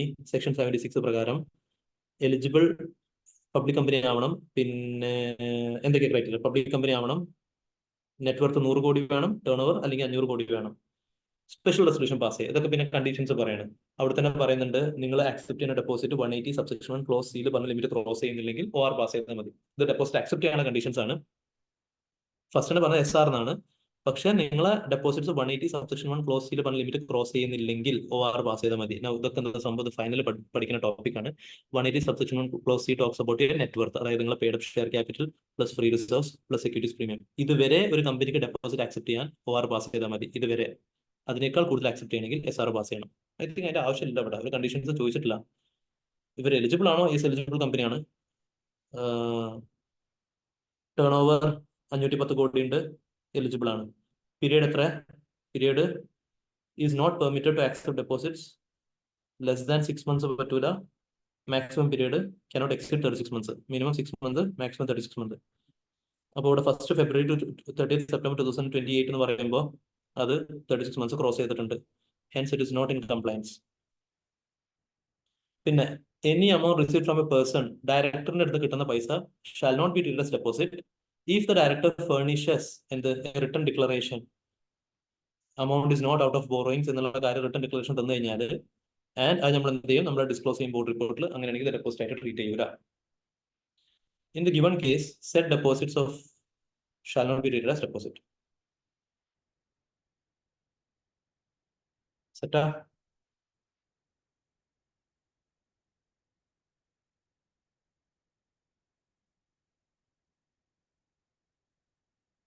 Fine publishers ടോക്കിയോയിലുള്ള company ഇന്ത്യയിൽ operations start ചെയ്തു. Financial year 2009 എല്ലാ required ഡോക്യുമെന്റ്സും ROCക്ക് സബ്മിറ്റും ചെയ്തു. On 1st March 2023 fine publishers shifted its principal office in Tokyo. Is fine publishers required to undertake any steps for the change in the address of principal office? Give with reference to Companies Act. Again, companies incorporated outside India topic ആണ്. അതിൽ നമ്മൾ starting നേരത്തെ മറ്റേ question നമ്മൾ പറഞ്ഞിരുന്നു. ഇന്ത്യയിൽ place of business establish ചെയ്യുമ്പോൾ ഉടനെ നിങ്ങൾ FC1 സബ്മിറ്റ് ചെയ്യണം. അതിൽ കുറെ ഡീറ്റെയിൽസ് ഉണ്ടാവും. ഡയറക്ടേഴ്സ്, സെക്രട്ടറി, നിങ്ങൾ ഇവിടുത്തെ അഡ്രസ്സ്, നിങ്ങൾ അവിടുത്തെ അഡ്രസ്സ്, ഡയറക്ടേഴ്സും ഓതറൈസ് പേഴ്സണും കൺവിക്റ്റഡ് അല്ല എന്നുള്ള ഡീറ്റെയിൽസ്, ഈ കാര്യങ്ങളൊക്കെ നമ്മൾ കൊടുത്ത് പ്ലസ് ഇതൊക്കെ 380 പറഞ്ഞത്. പ്ലസ് സെക്ഷൻ 380 ഓൾസോ സേസ് ഈ FC1 ഇതൊക്കെ നമ്മൾ ഏത് ROCക്കാ കൊടുക്കുക? ഒന്നും ക്വസ്റ്റ്യനിൽ ചോദിച്ചിട്ടില്ല കേട്ടോ, നമ്മൾ ജസ്റ്റ് റിവൈസ് ചെയ്യാണ്. ഫോറിൻ കമ്പനിയുമായി ബന്ധപ്പെട്ട് എന്ത് സംഭവം നമ്മൾ സബ്മിറ്റ് ചെയ്യുക, നമ്മൾ ന്യൂഡൽഹി ROCക്കാണ് നമ്മൾ സബ്മിറ്റ് ചെയ്യുക, ROC ന്യൂഡൽഹി. നൗ ഈ FC1 കൊടുത്തിട്ടുള്ള പെർട്ടിക്കുലേഴ്സിൽ എന്തെങ്കിലും ചേഞ്ചസ് സംഭവിച്ചാൽ ആ ചേഞ്ചസ് നമ്മൾ ROCനെ അറിയിക്കണം FC2 വിതിൻ 30 ഡേയ്സ്. അപ്പൊ ഈ കേസിൽ അഡ്രസ്സിൽ ചേഞ്ച് വന്നു, FC2 സബ്മിറ്റ് ചെയ്യണം, ആ ചേഞ്ച് സംഭവിച്ച ഡേറ്റിന് within 30 days. Mohit is a creditor of ABC LLP. He has a claim of 10 lakh against the LLP. However, the assets of LLP are valued at 7 lakh. അപ്പോൾ ഇയാൾക്ക് 10 ലക്ഷം കിട്ടാനുണ്ട്, LLPന്റെ assets വെറും 7 lakh ഉള്ളൂ. Now Mohit seeks to hold the partners of LLP personally accountable for the shortfall of 3 lakh. കിട്ടൂല. Partnership ആക്ടിൽ partners liability unlimited ആണ്, LLPയിൽ partners liability limited ആണ്. Limited up to what extent? അവരെ എഗ്രീഡ് കോൺട്രിബ്യൂഷൻ വരെ. നമ്മൾ കമ്പനിയിൽ മെമ്പേഴ്സ് ലയബിലിറ്റി അൺപെയ്ഡ് എമൗണ്ട് വരെ നമ്മൾ പറയും, അൺപെയ്ഡ് എമൗണ്ട് ഓഫ് ഷെയർസ്. ഇവിടെ LLPയിൽ നമ്മൾ ഈ ക്യാപിറ്റൽ എന്നുള്ള ടേം എന്നുള്ള യൂസ് ചെയ്യണം, നമ്മൾ എഗ്രീഡ് കോൺട്രിബ്യൂഷൻ എത്ര തരാന്ന് പറഞ്ഞു ആ എമൗണ്ട് വരെ. അപ്പോൾ ഒരു LLPന്റെ ക്രെഡിറ്റർ LLPന്റെ മാത്രം ക്രെഡിറ്റർ ആണ്, അവർക്ക് പാർട്ട്നേഴ്സ് സീവ് ചെയ്യാൻ പറ്റൂല. ഇവർ വല്ല ഫ്രോഡ് മിസ്കണ്ടക്ട് ചെയ്ത കേസൊക്കെ ആയിരുന്നെങ്കിൽ ഓക്കെ റിക്കവർ ചെയ്യാൻ പറ്റുമായിരുന്നു. ഇത് അങ്ങനെയൊന്നും പറയുന്നില്ല, സോ റിക്കവർ ചെയ്യാൻ പറ്റൂല. Question number 16 and 17. 16 മറ്റേ അഡ്രസ് ചേഞ്ച് ആയ കേസിൽ സെക്ഷൻ 380 പ്രകാരം നമ്മൾ ROCനെ അറിയിക്കണം വിത്തിൻ 30 days ഓഫ് ചേഞ്ച്. പിന്നെ പ്രിസ്ക്രൈബ്ഡ് ഇൻ ദാറ്റ് റിട്ടേൺ, ഇവിടെ ആകെ റൂൾസിലേക്ക് റെഫറൻസ് കൊടുത്തിരിക്കുക കേട്ടോ. അപ്പോൾ അവർ ചേഞ്ച് വന്നു കഴിഞ്ഞാൽ 30 days അറിയിക്കണം. ഫോം നമ്പർ പറഞ്ഞിട്ടില്ല, ഫോം നമ്പർ നമ്മൾ സിലബസിലുണ്ട്, നമ്മൾ എക്സാമിൽ എഴുതുമ്പോൾ എഴുതുക FC2. FC1 കൊടുത്തിട്ടുള്ള എന്ത് ചേഞ്ചസ് സംഭവിച്ചാൽ FC2 നമ്മൾ ROCനെ അറിയിക്കണം within 30 days of change. LLP body corporate ആണ്, അപ്പോൾ LLP itself is liable to the full extent of its assets, but the liability of partners will be എന്താണ് limited. Creditors of LLP shall be creditors of LLP alone. ഇത് full പക്ക theory topic ആണ്. Company cycle പറഞ്ഞ same concept, separate legal entity ആ സംഭവം. അപ്പോൾ creditors of LLP cannot claim from the partners. Partners liability limited ആണ്, എത്ര വരെ? Agreed contribution വരെ. അപ്പോൾ മോഹിത് എന്ത് ചെയ്യാൻ പറ്റില്ല, ഡെഫിഷ്യൻസി പാർട്ട്ണർ അടുത്ത് റിക്കവർ ചെയ്യാൻ പറ്റില്ല. That is all about foreign കമ്പനിയുടെ ക്വസ്റ്റനും കഴിഞ്ഞ് LLPന്റെ ക്വസ്റ്റനും കഴിഞ്ഞ് ഓൾമോസ്റ്റ് ഇനിയിപ്പോൾ ജനറൽ ക്ലോസ് ഇന്റർപ്രിട്ടേഷനും ഫെമയും കഴിഞ്ഞു. യോഗവീർ സിംഗ് മാംഗോ അഞ്ചങ്ക വില്ലേജ് ബിലാസ്പൂർ ഹോട്ട്സ്റ്റാർ എന്ത് ചെയ്യാണ്, ഇയാളത് 100 മാംഗോ ട്രീസ് കാര്യങ്ങള് അത് മൊത്തം അതേപോലെ വിൽക്കുകയാണ് with the mango trees. Explain general clause act പ്രകാരം സെയിൽ ഓഫ് ട്രീസ് ഇമൂവബിൾ. ഇത് ഇയാള് എന്താണ് മാവിന്റെ തോട്ടം മൊത്തം ഫുള്ള് മരടക്കം വിറ്റു എന്നാ പറയുന്നത്. അപ്പൊ ഇതാണോ ഇമൂവബിൾ പ്രോപ്പർട്ടി ആണോ എന്നുള്ളത്? Immovable property general clause act definition എന്തൊക്കെയാ പറയുന്നത്? Land, benefits arising out of land, things attach to earth, things permanently fasten to anything attach to earth. ഈ 4 സാധനം. അപ്പോൾ മാംഗോ ട്രീസ് ഒക്കെ എന്താണ് തിങ്സ് അറ്റാച്ച് ടു എർത്ത് എന്നുള്ള കാറ്റഗറിയിൽ പെടും. എർത്തിന്റെ സോയിൽ അറ്റാച്ച് ആയിരിക്കുന്ന സാധനമാണ്. ഇത് നിങ്ങൾ ട്രീ കട്ട് ചെയ്യാതെ വിറ്റതല്ലേ, this is coming under immovable property. Reading the statute as a whole, interpretation of സ്റ്റാറ്റ്യൂട്ടിൽ എന്താ പറയുന്നത്? Explain the help of example. ഒരു ആക്ടിൽ ഏതെങ്കിലും ഒരു പ്രൊവിഷനിൽ നിങ്ങൾക്ക് എന്തെങ്കിലും ഇന്റർപ്രിട്ടേഷനുമായി ബന്ധപ്പെട്ട് എന്തെങ്കിലും കൺഫ്യൂഷൻ വന്നു കഴിഞ്ഞാൽ അത് മാത്രം വായിക്കരുത്, അതുമായി ബന്ധപ്പെട്ട ബാക്കി പ്രൊവിഷൻസ് എല്ലാം വായിക്കണം. അപ്പൊ അതിൽ നിന്ന് നമുക്ക് മനസ്സിലാക്കാൻ പറ്റും. ഇപ്പൊ ചില കേസസിലൊക്കെ ചില സ്ഥലങ്ങളിൽ ജനറൽ ആയിട്ടുള്ള കാര്യങ്ങൾ പറഞ്ഞിട്ടുണ്ടാവും. ഇപ്പൊ ഒരു എക്സാമ്പിളും ചോദിച്ചിട്ടുണ്ട്, നമ്മുടെ ടെക്സ്റ്റിൽ തന്നിട്ടുള്ള എക്സാമ്പിൾ ആണ്. ഇപ്പൊ ആക്ടിൽ എവിടെയെങ്കിലും പറയണ നോട്ടീസ് കൊടുക്കണം. അപ്പൊ നോട്ടീസ് കൊടുക്കണം എന്ന് മാത്രം പറഞ്ഞു കഴിഞ്ഞാൽ we can interpret it as, ഇപ്പൊ ഇന്ത്യൻ കോൺട്രാക്ട് ആക്ട് 1872 പ്രകാരം ഓറൽ കോൺട്രാക്ടും വാലിഡ് ആണ്, റിട്ടണും വാലിഡ് ആണ്. അപ്പൊ റിട്ടൺ നോട്ടീസ് ഓറൽ നോട്ടീസ് എന്തും കൊടുത്തൂടെ? നോട്ടീസ് കൊടുക്കണം എന്ന് മാത്രമേ പറയുന്നുള്ളൂ. ബട്ട് ഇഫ് ആക്ട് സബ്സിക്വന്റ്ലി എവിടെയെങ്കിലും പറയണ notice shall be served, when you see the word served, നമ്മൾ ഇന്റർപ്രിറ്റ് ചെയ്യേണ്ട ആദ്യം പറഞ്ഞ നോട്ടീസ് കൊടുക്കണം എന്നുള്ള വേർഡ് നമ്മൾ റിട്ടൺ ആയിട്ട് ഇന്റർപ്രിറ്റ് ചെയ്യുള്ളൂ. കാരണം റിട്ടൺ നോട്ടീസ് സെർവ് ചെയ്യാൻ പറ്റുള്ളൂ. സോ ഇവിടെയൊക്കെ നമ്മൾ യൂസ് ചെയ്യുന്നത് ആക്ട് ഫുൾ ആയിട്ട് വായിച്ചിട്ട് കൺക്ലൂഷനിലേക്ക് എത്താണ്. അപ്പോഴേ നമുക്ക് ഈ ആദ്യം പറഞ്ഞ ജനറൽ വേർഡ്സിൽ എന്തെങ്കിലും റെസ്ട്രിക്ഷൻസ് ഇമ്പോസ് ചെയ്യാനുണ്ടോ എന്നുള്ള കാര്യങ്ങൾ നമുക്ക് മനസ്സിലാക്കാൻ പറ്റുള്ളൂ. ഇതിന്റെ പ്രാക്ടിക്കൽ കേസസ് ഒക്കെ ഓഡിറ്ററിന്റെ അപ്പോയിന്റ്മെന്റ് 139 ഓഡിറ്ററിന്റെ അവിടെ നമുക്ക് ഇതിന്റെ പ്രാക്ടിക്കൽ കേസ് വരുന്നുണ്ട്. ഫസ്റ്റ് ഓഡിറ്റിന്റെ അപ്പോയിന്റ്മെന്റ്, ബോർഡ് അപ്പോയിന്റ് ചെയ്യും within 30 days, failing which share holders appoint ചെയ്യും വിത്തിൻ 90 days. അപ്പൊ 90ക്ക് എവിടുന്ന സ്റ്റാർട്ട് ചെയ്യുക? ഇൻകോർപ്പറേഷൻ 90 ആണോ അതോ 30 കഴിഞ്ഞിട്ട് 90 ആണോ? അത് ആക്ടിലൊന്നും പറഞ്ഞിട്ടില്ലായിരുന്നു. ബട്ട് സബ്സിക്വന്റ്ലി വേറെ സ്ഥലത്ത് പറയുന്നുണ്ട്. ഗവൺമെന്റ് കമ്പനിന്റെ കേസിൽ പറയുന്നുണ്ട് CAG അപ്പോയിന്റ് ചെയ്യും 60 days, ബോർഡ് അപ്പോയിന്റ് ചെയ്യും വിത്തിൻ നെക്സ്റ്റ് 30 days, ഇല്ലെങ്കിൽ share holders appoint within 60 days. അപ്പൊ ഇതിന്റെ ബേസിസിൽ അത് കുറച്ച് ഐ തിങ്ക് അത് നിങ്ങൾക്ക് പ്രസന്റ് ചെയ്യാനും കുറച്ച് ബുദ്ധിമുട്ടാവും. ഈ നോട്ടീസിന്റെ സംഭവം എഴുതാനാണ് നല്ലത്. അവിടെയൊക്കെ നമ്മൾ യൂസ് ചെയ്തത് read act as a whole എന്നുള്ള ഇന്റർപ്രിട്ടേഷൻ ആയിരുന്നു. അപ്പോൾ നോട്ടീസ് സെർവ് ചെയ്യണം എന്ന് പറഞ്ഞു കഴിഞ്ഞാൽ മേലെ നമ്മൾ കൊടുക്കേണ്ട നോട്ടീസ് റിട്ടേൺ എന്നുള്ളതാണ് നമ്മൾ ഇന്റർപ്രേറ്റ് ചെയ്യാം. ലാസ്റ്റ് ക്വസ്റ്റ്യൻ നോക്കാം, എന്നിട്ട് വായിക്കാം. Shivesh, Indian national, desires to obtain foreign exchange for following: remittance of $50,000 out of winnings of lottery. ഈ ഫെമിനയിൽ മെയിൻലി പഠിക്കാനുള്ള സാധനം റെസിഡൻഷ്യൽ സ്റ്റേറ്റസ് ആണ്. അവിടെ നിന്നാണ് ഈ കേസ് സ്റ്റഡി ടൈപ്പ് ക്വസ്റ്റൻസ് വരിക. പിന്നെ capital account transaction, current account transaction കുറെ ഷെഡ്യൂൾസ് വന്നിട്ടുണ്ട്. കറണ്ട് അക്കൗണ്ട് ട്രാൻസാക്ഷനിൽ ഷെഡ്യൂൾ 1 പ്രൊഹിബിറ്റഡ് ലിസ്റ്റ് ആണ്. നമുക്ക് ഏതൊക്കെ കാര്യങ്ങൾക്ക് ഫോറിൻ എക്സ്ചേഞ്ച് റെമിറ്റൻസ് അല്ലെങ്കിൽ ഫോറിൻ എക്സ്ചേഞ്ച് കിട്ടൂല. ഷെഡ്യൂൾ 2 സീജന്റ് അപ്രൂവൽ റിക്വയർഡ് ആയിട്ടുള്ള ട്രാൻസാക്ഷൻസ് ഉണ്ട്. ഷെഡ്യൂൾ 3 നമുക്ക് ഒരു ലിമിറ്റ് വരെ ചെയ്യാൻ അപ്രൂവൽ ഒന്നും വേണ്ട. ലിമിറ്റിനേക്കാൾ കൂടുതൽ ചെയ്യണമെങ്കിൽ RBI അപ്രൂവൽ വേണം. അവിടെയാണ് പിന്നെ ഇൻഡിവിജ്വൽ നോൺ ഇൻഡിവിജ്വൽ എന്നുള്ള ക്രൈറ്റീരിയ ഒക്കെ ഉള്ളത്. അതിന്റെ ക്വസ്റ്റൻ നമ്മൾ നേരത്തെ മറ്റേ കൺസൾട്ടൻസി സർവീസിന്റെ 1 million 10 million എന്നുള്ള കോൺസെപ്റ്റ് ഒക്കെ പറഞ്ഞത് ഇതേമാതിരി ക്യാപിറ്റൽ അക്കൗണ്ട് ട്രാൻസാക്ഷൻ ഉണ്ട്. അപ്പൊ ഇതിലൊക്കെ ഈ ഷെഡ്യൂളിലൊക്കെ ഉള്ള മെയിൻ സംഭവം നമ്മൾ നോക്കാനുള്ളത് ഒന്ന്, ഫസ്റ്റ് ഓഫ് ഓൾ ഫെമ നമുക്ക് ഫുൾ ആയിട്ട് സിലബസിലില്ല, ഇൻട്രോ പോർഷൻ മാത്രമേ ഉള്ളൂ. ബാക്കി അഡ്വാൻസ് ലെവൽ ഫൈനൽ ആയിരുന്നു. അപ്പൊ ഇതിൽ ഓരോ വേർഡ്സ് കണ്ടു കഴിഞ്ഞാൽ, ആ ഷെഡ്യൂൾ തന്നിട്ടുള്ള വേർഡ്സ് കണ്ടു കഴിഞ്ഞാൽ അത് ഏത് ഷെഡ്യൂളാണെന്ന് ഓർമ്മ ഉണ്ടെങ്കിൽ അതിന്റെ കൺക്ലൂഷൻ എന്താണെന്നുള്ളത്, ഇത് അലൗഡ് ആണോ പ്രൊഹിബിറ്റഡ് ആണോ, ആര് അപ്രൂവൽ വേണമെന്ന് പറഞ്ഞു കഴിഞ്ഞാൽ പണി എളുപ്പമായി. ഡയറക്റ്റ് ക്വസ്റ്റൻസ് ആണ്. അപ്പോൾ lottery winnings clearly current account ട്രാൻസാക്ഷനിലെ ഷെഡ്യൂൾ 1 വരുന്ന ആയിട്ടാണ്. ആൻഡ് ഷെഡ്യൂൾ 1 പ്രൊഹിബിറ്റഡ് ലിസ്റ്റിൽ പെട്ടുള്ള കാര്യമാണ്. ലോട്ടറി വിന്നിങ്സിന്റെ കാര്യങ്ങൾക്ക് വേണ്ടിയിട്ട് നിങ്ങൾക്ക് അമൗണ്ട് റെമിറ്റ് ചെയ്യാൻ ഫോറിൻ എക്സ്ചേഞ്ച് കിട്ടൂല, ഇത് ചെയ്യാൻ പറ്റൂല. പിന്നെ $100,000 100,000 വേണം കൾച്ചറൽ ട്രൂപ്പിന് US പറഞ്ഞേക്കാൻ. ഇത് ഷെഡ്യൂൾ 2 പറഞ്ഞിട്ടുള്ളതാണ്. ഷെഡ്യൂൾ 2 അവിടെ നമുക്ക് സീജിന്റെ അപ്രൂവൽ വേണം. CGയുടെ ഓരോ റെസ്പെക്റ്റീവ് മിനിസ്ട്രീന്റെ പേരുകൾ പറഞ്ഞിട്ടുണ്ട്. അപ്പോൾ അവിടെ ഹ്യൂമൻ റിസോഴ്സ് ഡെവലപ്മെന്റ് അപ്രൂവൽ വേണം. ഞാൻ മിനിസ്ട്രീന്റെ പേര് ഓർമ്മയില്ലാന്നുണ്ടെങ്കിൽ ഡയറക്റ്റ്ലി CGന്റെ അപ്രൂവൽ എന്ന് പറഞ്ഞാൽ മതി. ഷെഡ്യൂൾ നമ്പർ എഴുതി കൊടുക്കുക, ആര് അപ്രൂവൽ വേണമെന്നുള്ളത് പറയാം. കറണ്ട് അക്കൗണ്ട് ട്രാൻസാക്ഷൻ ഷെഡ്യൂൾ 2 CGന്റെ അപ്രൂവൽ. മറ്റേത് current account transaction schedule 1 prohibited. അപ്പോ ജനറൽ ക്ലോസ് ആക്ടിലെ immovable property, land, benefits arising out of land, things attach to earth, permanently fastened attach to earth. അപ്പോൾ ഇവിടെ മാംഗോ ട്രീസ് വെക്കുകയാണ്, immovable പ്രോപ്പർട്ടിയാണ്. പിന്നെ എന്തേന്നു മറ്റേത് read act as a whole. Read as a whole എന്നുള്ളത്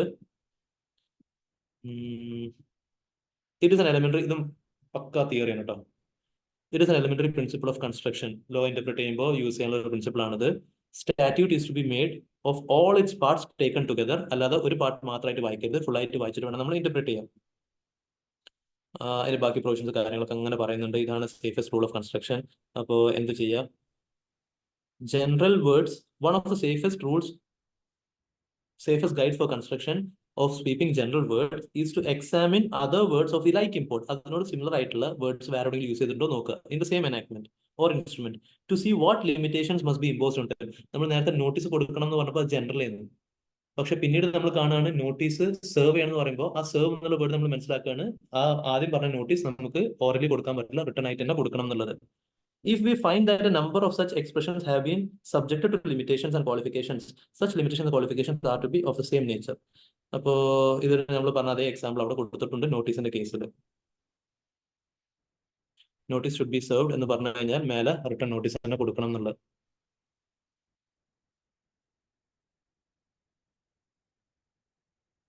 ലിയാന ഒരു മിനിറ്റ്, ജസ്റ്റ് ഈ ക്വസ്റ്റ്യൻ കൂടി ഒന്ന് കംപ്ലീറ്റ് ചെയ്യട്ടെ, എന്നിട്ട് ഡൗട്ട് പറയാം. FEMA rules have been made for drawal of foreign exchange current account transactions. എന്താണ്, ചില കറണ്ട് അക്കൗണ്ട് ട്രാൻസാക്ഷൻസ് പ്രൊഹിബിറ്റഡ് ആണ്, അതെവിടെയുള്ള അത് ഷെഡ്യൂൾ 1 ചില കറണ്ട് അക്കൗണ്ട് ട്രാൻസാക്ഷൻസ് CGന്റെ അപ്രൂവൽ കിട്ടിക്കഴിഞ്ഞാൽ ചെയ്യാൻ പറ്റും, അതെവിടെ ഷെഡ്യൂൾ 2 ഷെഡ്യൂൾ 2. പിന്നെ ചില കറണ്ട് അക്കൗണ്ട് ട്രാൻസാക്ഷൻ എന്താണ് RBIന്റെ അപ്രൂവൽ വേണം, ഷെഡ്യൂൾ 3. അതൊരു ലിമിറ്റ് വരെ അപ്രൂവലിന്റെ ആവശ്യമില്ല. ആ ലിമിറ്റ് ലിബറലൈസ് റെമിറ്റൻസ് സ്കീം പ്രകാരം $250,000 പറഞ്ഞിട്ടുള്ളത്. അതുവരെ ഒരു വർഷത്തിൽ ഒരു ഇൻഡിവിജ്വൽ റെമിറ്റ് ചെയ്യാൻ ആവശ്യമില്ല. അതിന്റെ മേലക്കാണെങ്കിൽ RBIന്റെ അപ്രൂവൽ വേണം. റെമിറ്റൻസ് ഔട്ട് ഓഫ് ലോട്ടറി, ഇത് remittance out of lottery first schedule ഉള്ളതാണ്. ആൻഡ് ഹെൻസ് അതെന്താണ്, അത് പ്രൊഹിബിറ്റഡ് ലിസ്റ്റിൽ പെട്ടതാണ്. അപ്പൊ ഇയാൾക്ക് പൈസ കിട്ടൂല ആ പർപ്പസിന്. പിന്നെ കൾച്ചറൽ ടൂറിന്റെ എക്സ്പെൻസ് കാര്യങ്ങൾക്ക് വേണ്ടിയിട്ട് ministry of human resource development, ഇത് ഓരോ മിനിസ്റ്ററിന്റെ പേര് പറഞ്ഞിട്ടോ, അത് നിങ്ങൾക്ക് ഓർത്ത് വെക്കാൻ പറ്റില്ല തോന്നുകയാണെങ്കിൽ ഡയറക്ട്ലി CG, ഇത് ഏതാ ഷെഡ്യൂൾ ഓർത്ത് വെക്കുക. നമ്മൾ മെൻഷൻ ചെയ്യേണ്ട പോയിന്റ്സ്, ഏറ്റവും മെയിൻ പോയിന്റ്സ്. ഇത് ഞാനൊരു ടിപ്പ് എന്നുള്ള രീതിയിൽ പറഞ്ഞാൽ മാത്രമല്ല, ഇത് ടെക്സ്റ്റിലും ചില ക്വസ്റ്റ്യൻ ഇങ്ങനെ അവർ എഴുതിയിട്ടുണ്ട്. ഭൂരിഭാഗം ക്വസ്റ്റ്യൻസ് അവർ മിനിസ്റ്ററിന്റെ പേര് എഴുതിയിട്ടുണ്ട്, ചില സ്ഥലത്ത് ഇങ്ങനെ എഴുതിയിട്ടുണ്ട്. അതായത് കറണ്ട് അക്കൗണ്ട് ട്രാൻസാക്ഷൻ ആണ്, കറണ്ട് അക്കൗണ്ട് ട്രാൻസാക്ഷൻ ഷെഡ്യൂൾ 2 പെട്ടതാണ്, CGന്റെ അപ്രൂവൽ വേണം. ആൻഡ് FEMA ഇപ്പൊ ഇന്റർലേക്ക് ഇപ്പോൾ പുതിയതായിട്ട് വന്നതാണ്. ഇതിന് മുന്നേ ഫൈനൽ ഉണ്ടായിരുന്ന ടോപ്പിക് ആയിരുന്നു. ഫൈനലിലും ഈ രീതിയിൽ IC എഴുതിയിട്ടുണ്ട്. ഇഫ് പോസിബിൾ നിങ്ങൾക്ക് എൻറ്റയർ പേര് പഠിക്കാൻ പറ്റിയാൽ അതാണ് ഏറ്റവും ബെസ്റ്റ്. പോസിബിൾ അല്ലാത്ത കേസിൽ ആ ഷെഡ്യൂൾ 2 ഫുൾ ആയിട്ട് സ്കിപ്പ് ചെയ്യാതെ അറ്റ്ലീസ്റ്റ് ഏതൊക്കെ ഐറ്റംസ് നോക്കി വെച്ചിട്ട് CGന്റെ അപ്രൂവൽ വേണമെന്നുള്ള എഴുതി കൊടുത്താലും to some extent it is fine. അപ്പൊ ക്യാൻ വിത്ഡ്രോ എന്ത് വേണം? അപ്രൂവൽ വേണം. അത് പിന്നെ ജനറൽ ആയിട്ടുള്ള സെന്റൻസ് പറയണം, അതിന്റെ ആവശ്യമില്ല. Yes, that was all about നമ്മൾ RTP അമെന്റ്മെന്റ്സും. ലിയാന, ഇത് കൾച്ചറൽ ടൂർ ഓഫ് US ആണെങ്കിൽ പറ്റുമോ? ഇന്ത്യ ആവണം എന്നില്ല. കൾച്ചറൽ ടൂർ ഒരു ഇന്ത്യക്കാരൻ ഇന്ത്യയിൽ കൾച്ചറൽ ടൂർ നടത്താൻ അവിടെ ഫെമ പിക്ചറിൽ വരില്ല. അത് ഫെമയിൽ കവേർഡ് പോലും അല്ല. നമ്മൾ നേരത്തെ മറ്റേ ക്വസ്റ്റ്യനിൽ ഇയാൾ US പ്രോപ്പർട്ടി വാങ്ങാന്ന് പറഞ്ഞപ്പോൾ ഞാൻ ഡിസ്കസ് ചെയ്ത ആ ക്വസ്റ്റ്യൻ പോലെയാണ്. ഞാൻ ഇന്ത്യയിൽ പ്രോപ്പർട്ടി വാങ്ങാൻ വിൽക്കുക, ഞാൻ ഇന്ത്യയിൽ കൾച്ചറൽ ടൂർ നടത്തുക, അതൊന്നും ഫെമയിൽ കവേർഡ് അല്ല. ഫെമ ആവണമെങ്കിൽ ഫോറിൻ കറൻസി ഇൻവോൾവ് ആവണം. ലിയാന,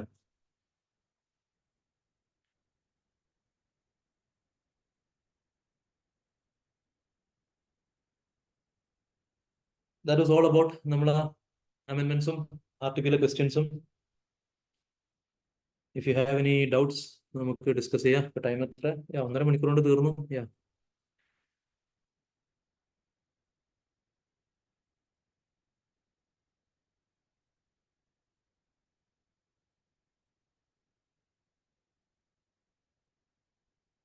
ഇല്ല ലിയാന, നമ്മൾ ഇവിടുന്ന് ട്രൂപ്സിനെ പുറത്തേക്ക് അയക്കണ കേസാണ് ഡിസ്കസ് ചെയ്യണം. ഷെഡ്യൂൾ 2 സീജിന്റെ അപ്രൂവൽ വേണം എന്നുള്ളത്. അവിടുന്ന് ഇങ്ങോട്ട് വരുന്നത് പറയുന്നില്ല. അവിടുന്ന് ഇങ്ങോട്ട് വരുന്ന നമുക്ക് നമ്മളെ സെൻട്രൽ ഗവൺമെന്റ് അപ്രൂവലിന്റെ കോൺസെപ്റ്റ് അവിടെ വരുന്നില്ല.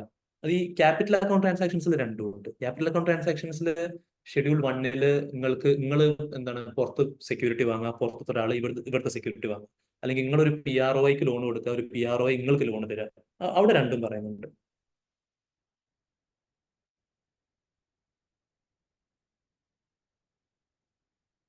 എവിടെ സാക്ഷി? You there? സാക്ഷി ഉണ്ടല്ലോ. Okay. What will happen to lottery amount can get foreign exchange? അത് schedule 1 current account transaction schedule 1 നിങ്ങൾക്ക് ഇവിടുന്ന് ലോട്ടറി അടിച്ചിട്ടുള്ള പൈസ നിങ്ങൾ പുറത്തേക്ക് അയക്കാൻ വേണ്ടിയിട്ട് നിങ്ങൾ ഫോറിൻ കറൻസി ഡിമാൻഡ് ചെയ്യുകയാണെങ്കിൽ കിട്ടൂല, പ്രൊഹിബിറ്റഡ് ആണ്. ആ amount ഒക്കെ നിങ്ങൾ ഇവിടെ സ്പെൻഡ് ചെയ്യേണ്ടി വരും. That is the implication.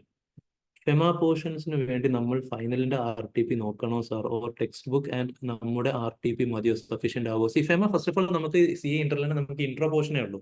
And intro പോർഷനിൽ നമ്മളെ ടെക്സ്റ്റിന്റെ ഇടയിലുള്ള ഇല്ലസ്ട്രേഷൻസ്, നമ്മുടെ ടെക്സ്റ്റിന്റെ ലാസ്റ്റിലുള്ള ക്വസ്റ്റ്യൻസ് ഓൾമോസ്റ്റ് സിമിലർ ക്വസ്റ്റ്യൻസ് തന്നെയായിരുന്നു ഫൈനലിൽ ഉണ്ടായിരുന്നത്. ആ പോർഷൻസ് കേട്ടോ. അതായത് ഇൻട്രോ പോർഷൻസിലെ ക്വസ്റ്റ്യൻസ് വളരെ ലിമിറ്റഡ് ആണ്. അതിൽ ഇപ്പോൾ ഈ ക്യാപിറ്റൽ കറന്റിലൊക്കെ അവർ ചോദിക്കുക ഇങ്ങനത്തെ ക്വസ്റ്റ്യൻസ് ആണ്. അത് നിങ്ങൾ നമ്മൾ ടെക്സ്റ്റിൽ നോക്കിയാൽ തന്നെ മനസ്സിലാവും. അത് ഈവൻ നിങ്ങൾ ഇനിയിപ്പോൾ ഫൈനൽ നോക്കിയാലും ഫൈനലും ഈ പോർഷൻസ് ഇത്രയേ ഉള്ളൂ questions. I think this itself would be more than sufficient. നിങ്ങൾ ഫൈനൽ RTP നോക്കേണ്ട ആവശ്യമില്ല. If like you have time, നിങ്ങൾ എല്ലാ 6 സബ്ജക്ട്സും പഠിച്ചു കഴിഞ്ഞു, ഇനി എന്താ ചെയ്യേണ്ടതെന്ന് അറിയില്ല, ബോറടിച്ചിരിക്കുകയാണ്, in that case you can look. But ഫെമയുടെ അഡ്വാൻസ് ലെവൽസ് ഒക്കെ ഇനി ഫൈനലിൽ തുടങ്ങുന്നുള്ളൂ. ഇത് ഫുള്ള് ബേസിക് ഇവിടെ ഇൻട്രോയിൽ പറയുന്നുള്ളൂ. ഇതിന് കവർ ചെയ്യാൻ സഫീഷ്യന്റ് ആയിട്ടുള്ള ക്വസ്റ്റ്യൻസ് അവര് നമ്മുടെ സിലബസിൽ തന്നെ തന്നിട്ടുണ്ട്, ടെക്സ്റ്റിൽ തന്നിട്ടുണ്ട്. FEMA residential status comes into India, അത് പറയോ? സെക്ഷൻ 23 അമെന്റ്മെന്റ് ഒന്നുകൂടെ ഷോർട്ട് ആയിട്ട് പറയാമോ? ട്വിങ്കിൾ, നിങ്ങൾ ഡൗട്ട് അല്ല ചോദിക്കണം, വീണ്ടും സമ്മറി ചോദിക്കുകയാണ്. എന്തായാലും ഇതിന്റെ റെക്കോർഡിംഗ് നമ്മൾ അവൈലബിൾ ആക്കി തരും. എന്റെ യൂട്യൂബ് ചാനൽ ഉണ്ടാവും. So you can again play that. നമ്മൾ എല്ലാവരും ടൈം വെറുതെ വേസ്റ്റ് ചെയ്യണ്ടല്ലോ. സ്റ്റഡീസിന് വേണ്ടി ഫോറിനിലേക്ക് പോകുമ്പോൾ എന്തായിരിക്കും റെസിഡൻഷ്യൽ സ്റ്റേറ്റസ്? സ്റ്റഡീസിന് വേണ്ടി നോർമലി ഫെമയുടെ ഡെഫിനിഷനിൽ PROIന്റെ ഡെഫിനിഷനിൽ നിങ്ങളെ എപ്പോഴാണ് നമ്മൾ PR ആയിട്ട് ട്രീറ്റ് ചെയ്യുക? കഴിഞ്ഞ വർഷം മോർ ദാൻ 182 ഡേയ്സ് ഉണ്ടാവണം. ഈ വർഷം നിങ്ങൾ ഇന്ത്യക്ക് ഇനി നമ്മൾ പറയാൻ പോണ 3 കാര്യങ്ങൾക്ക് പോവുകയാണെങ്കിൽ നിങ്ങൾ PROI ആയി. ഫെമ പ്രകാരം 3 കാര്യങ്ങൾ: business or vocation, employment, uncertain period. അവിടെ സ്റ്റഡീസ് പറഞ്ഞിട്ടില്ല. പക്ഷെ ഇവിടെ പ്രശ്നം എന്താ വെച്ചാൽ RBI ഒരു സർക്കുലർ ഇറക്കിയിട്ട് പറയുന്നുണ്ട്, ഒരാൾ സ്റ്റഡീസിന് വേണ്ടി പുറത്ത് പോവുകയാണെങ്കിൽ അവരും PROI ആയിട്ട് ട്രീറ്റ് ചെയ്യണം. ഇത് ഫെമ അല്ല പറഞ്ഞത്, RBI പറഞ്ഞത്. അതിന്റെ നമ്മൾ സിലബസിലും ഉണ്ട്. അപ്പോൾ ഫെമ പ്രകാരം ഒരാൾ സ്റ്റഡീസിന് പോയാലും PRI ആണ്. പക്ഷെ RBI ഇങ്ങനെ പറഞ്ഞ സ്ഥിതിക്ക് ഇനി നമ്മൾ അവരെ PROI ആയിട്ടാണ് ട്രീറ്റ് ചെയ്യുക. അവിടെ RBI സർക്കുലറിൽ പറയുന്ന റീസൺ ഇതാണ്. നോർമലി ഇന്ത്യയിൽ നിന്ന് ഒരു സ്റ്റുഡന്റ് പുറത്ത് സ്റ്റഡീസിന് പോകുമ്പോൾ ആ സ്റ്റഡീസിന്റെ എക്സ്പെൻസും അവിടുത്തെ ലിവിംഗ് എക്സ്പെൻസ് ഒക്കെ മീറ്റ് ചെയ്യാൻ വേണ്ടിയിട്ട് അവിടെ ജോബ് സ്റ്റാർട്ട് ചെയ്യും. അപ്പോൾ അവരെ PROI ആയിട്ട് ട്രീറ്റ് ചെയ്യണം. PROI person resident outside India ആയിട്ട് ട്രീറ്റ് ചെയ്യണം എന്നാണ് സർക്കുലർ പറയുന്നത്. അപ്പോൾ നമ്മുടെ സിലബസിലും ക്വസ്റ്റ്യൻ ഇങ്ങനെ വന്നു കഴിഞ്ഞാൽ നമ്മൾ ഈ 2 സ്റ്റേറ്റ്മെന്റ് മെൻഷൻ ചെയ്യും. ആസ് പെർ ഫെമ കുഴപ്പമില്ല, റെസിഡന്റ് ആണ്, കാരണം ഈ 3 കണ്ടീഷൻസിലല്ല. പക്ഷെ പിന്നെ എന്നിട്ട് നമ്മൾ RBI സർക്കുലർ മെൻഷൻ ചെയ്യും. RBI സർക്കുലർ പ്രകാരം ആൾ PROI ആവും എന്നുള്ള കൺക്ലൂഷൻ എഴുതി കൊടുക്കും. ആൻഡ് ഐ തിങ്ക് അതിനെ ബേസ് ചെയ്തിട്ട് നമ്മുടെ ടെക്സ്റ്റിൽ തന്നെ ക്വസ്റ്റ്യൻ ഉണ്ട്.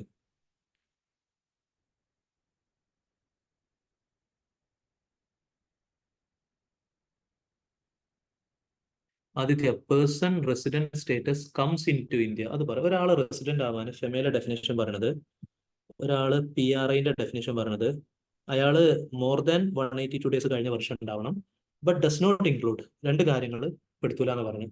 ഇയാൾ ഇന്ത്യക്ക് പുറത്ത് പോവാണ് ബിസിനസ് ഓർ വൊക്കേഷന്, അല്ലെങ്കിൽ എംപ്ലോയ്മെന്റിന്, അല്ലെങ്കിൽ അൺസർട്ടൻ പീരീഡിന് പുറത്ത് പോയാൽ അത് ഡസ് നോട്ട് ഇൻക്ലൂഡ്.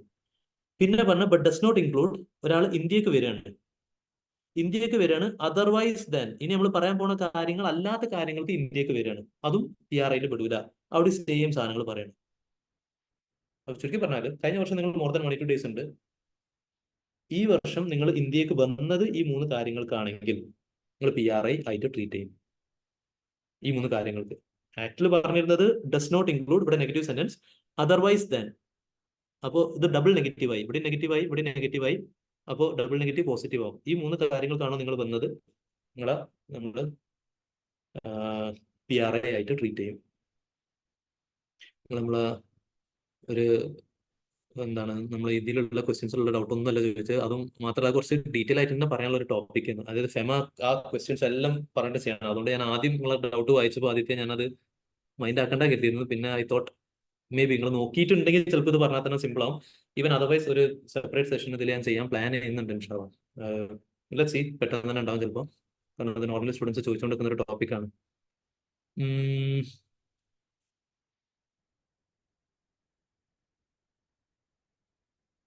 ഒരുപാട് പേര് ചോദിച്ച സംഭവം ഇതിന്റെ റെക്കോർഡിംഗ് നമ്മൾ അവൈലബിൾ ആക്കും. യെസ്, ഇതിന്റെ റെക്കോർഡിംഗ് നമ്മൾ അവൈലബിൾ ആക്കും. ആസ് സൂൺ ആസ് എനിക്കത് കിട്ടിയ ഉടനെ നമ്മൾ അവൈലബിൾ ആക്കും യൂട്യൂബ് ചാനലിൽ, എൻ്റെ ചാനലിൽ.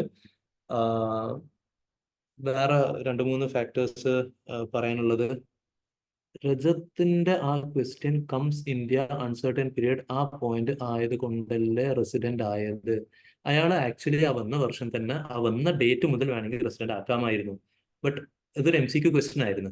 ഡിസ്ക്രിപ്റ്റീവ് ആയിരുന്നെങ്കിൽ നമുക്ക് ആ പെർട്ടിക്കുലർ, ഇപ്പോൾ അയാൾ പോയ ഡേറ്റ് ഉണ്ടായിരുന്നില്ല 2 നവംബറോ, അന്ന് തൊട്ട് PROI ആയി. അതുവരെ അയാൾ PRI ആണ്. അതേപോലെ തന്നെ വന്ന ഡേറ്റ് മുതൽ വേണമെങ്കിൽ PRI എന്ന് പറയായിരുന്നു. MCQല് ഏത് ഡേറ്റ് മുതൽ എന്നൊന്നും പറയാതെ ഒരു ഫിനാൻഷ്യൽ ഇയർ എന്ന് ചോദിച്ചു. ഫിനാൻഷ്യൽ ഇയർ ആസ് ഇഫ് അയാൾ പോയി എന്തിനു വന്നു എന്ന് പറയുന്നില്ല. ആ വന്ന വർഷം അയാൾ PROI ആയിട്ടാണ് ട്രീറ്റ് ചെയ്തത്. അതിന്റെ അടുത്ത വർഷം പിന്നെ അയാൾ ഫുൾ ഇന്ത്യയിലുണ്ട്. കഴിഞ്ഞ വർഷം 182 സാറ്റിസ്ഫൈ ചെയ്ത് അങ്ങനെ PRI എന്നുള്ള പ്രിസംഷൻ എടുത്ത്. ഫെമ കുറച്ച് ഡിഫിക്കൾട്ട് ഉണ്ട് സാർ ക്ലിക്ക് ആവാൻ. ഫെമയിലൊരു ചാലഞ്ചിങ് ഫാക്ടർ എന്താ വെച്ചാൽ കുറെ ടെക്നിക്കൽ ടേംസ് ഉണ്ട്. ആ ടേംസിനൊക്കെ മീനിങ് എന്താണെന്നുള്ള ഫെമയിലും ഡിസ്കസ് ചെയ്യണില്ല. എന്നാൽ പലതും CA ഫൈനൽ ഫെമയിൽ വരെ പറയണില്ല. പല വേറെ ആക്ടിലുള്ള കുറെ ടേംസ് ഫെമയിലുണ്ട്. ആ ടേംസ് എന്താണെന്നുള്ളത് അവര് ക്വസ്റ്റ്യന് ചോദിക്കാനും പോകുന്നില്ല. ഡിവിഡൻ ബാലൻസിങ്, എന്താണ് റുപ്പി സ്റ്റേറ്റ് ക്രെഡിറ്റ് റൂട്ട്, അങ്ങനെ കുറെ ടേംസ് ഒക്കെ പറയുന്നുണ്ട്. അപ്പോ കോൾ ബാക്ക് സർവീസസ്. അപ്പോ ലൈക്ക് ഇപ്പൊ നമ്മൾ ക്ലാസ് എടുക്കുമ്പോൾ നോർമലി ഇതൊക്കെ എന്താണെന്നുള്ളത് പറഞ്ഞു കൊടുക്കും, ജസ്റ്റ് നിങ്ങളെ അണ്ടർസ്റ്റാൻഡിങ്ങിന് വേണ്ടിയിട്ട് മാത്രം. നമ്മൾ ആസ് എ സ്റ്റുഡന്റ് എക്സാം എഴുതുമ്പോൾ നമ്മൾ ശ്രദ്ധിക്കേണ്ട പോയിന്റ്, ആ പോയിന്റ്സ് നിങ്ങൾക്ക് ഓർമ്മ ഉണ്ടാവും. അത് ഏത് ഷെഡ്യൂളിലാണോ സാധനം കഴിഞ്ഞു. ഇത് എന്താ ഒന്നും ചോദിക്കുന്നില്ല അവര്. സ്കോർ ചെയ്യാൻ പറ്റും. ഈ കമ്പനി സാക്കിലൊക്കെ ഉള്ള മാതിരി കുറെ തിരിച്ചും മറിച്ചും അങ്ങനെ ഇങ്ങനെയൊക്കെ ചോദിക്കാനുള്ള ചാൻസസ് വളരെ കുറവാണ്. ഒരു റെസിഡൻഷ്യൽ സ്റ്റേറ്റസ് ഇത് മാത്രമേ അതിലൊരു കേസ് സ്റ്റഡി ക്വസ്റ്റ്യൻ ചോദിച്ച ട്രെൻഡ് കണ്ടിട്ടുള്ളൂ ഫൈനലിൽ. ഇന്ററിൽ നമ്മൾ ഇപ്പോൾ ഫസ്റ്റ് എക്സാമാണ് ഇത് എഴുതാൻ പോകുന്നത് നിങ്ങൾ, പക്ഷേ ഇന്റർനെറ്റ് ടെക്സ്റ്റ് ബുക്കിലും നമ്മൾ ക്വസ്റ്റ്യൻസ് നോക്കുകയാണെങ്കിൽ ഈ ഏരിയ നിന്നൊക്കെ മാത്രമേ കുറച്ച് തിരിച്ചു മറിച്ചും റെസിഡൻഷ്യൽ സ്റ്റേറ്റസിന്റെ ഏരിയ, ബാക്കി ക്യാപിറ്റൽ അക്കൗണ്ട്, കറണ്ട് അക്കൗണ്ട് ഒക്കെ ഡയറക്റ്റ് ക്വസ്റ്റ്യൻസ് ആണ്. So if you know an item, ഒരു ഐറ്റമിൽ ഏത് ഷെഡ്യൂൾ അണ്ടറിലാണ് വരുന്നത്, അവിടെ എന്താണ് അതോറിറ്റി, പ്രൊഹിബിറ്റഡ് ആണോ, CG ആണോ, RBI ആണോ, എന്താണെന്ന് അറിഞ്ഞു കഴിഞ്ഞാൽ സ്കോർ ചെയ്യാൻ പറ്റും. ലൈക്ക് ഏറ്റവും നമ്മൾ ഒരു മോസ്റ്റ് പ്രോബബ്ലി ഞങ്ങൾ സെഷൻ പ്ലാൻ ചെയ്യുന്നുണ്ട്. ഇൻഷാല്ലാ ഇഫ് പോസിബിൾ അപ്പോൾ അതിനത് കവറായി പോയിക്കോളും. That was regarding session. ഫെമന്റെ കേസിൽ വേറെ സംഭവം പറയാനുള്ളത്, ഞാനൊരു ലോന്റെ ഒരു ഡൗട്ട് ക്ലിയറിംഗ് ഗ്രൂപ്പും റൺ ചെയ്യുന്നുണ്ട്, ഒരു കമ്മ്യൂണിറ്റി. അപ്പോൾ ഇറ്റ്സ് ലൈക്ക് വാട്സ്ആപ്പ് ത്രൂ ആണ്. അപ്പോൾ അതിൽ ഡെയിലി ബേസിസിൽ ഞാൻ ക്ലാസ് എടുത്തിട്ടുള്ള എൻ്റെ എല്ലാ സ്റ്റുഡൻസും അതല്ലാത്ത നോൺ സ്റ്റുഡൻസും അപ്രോക്സിമേറ്റ്ലി ഇപ്പം തന്നെ ഏകദേശം ഒരു 1600 മേലെ സ്റ്റുഡൻസ് ഉണ്ട് അതിൽ കമ്മ്യൂണിറ്റിയിൽ. So if you interested you can join. അപ്പോൾ അതിൽ ലൈക്ക് സ്റ്റുഡൻസ് ചോദിക്കുന്ന ഡൗട്ട് ഞാൻ അതിൽ ഷെയർ ചെയ്യും.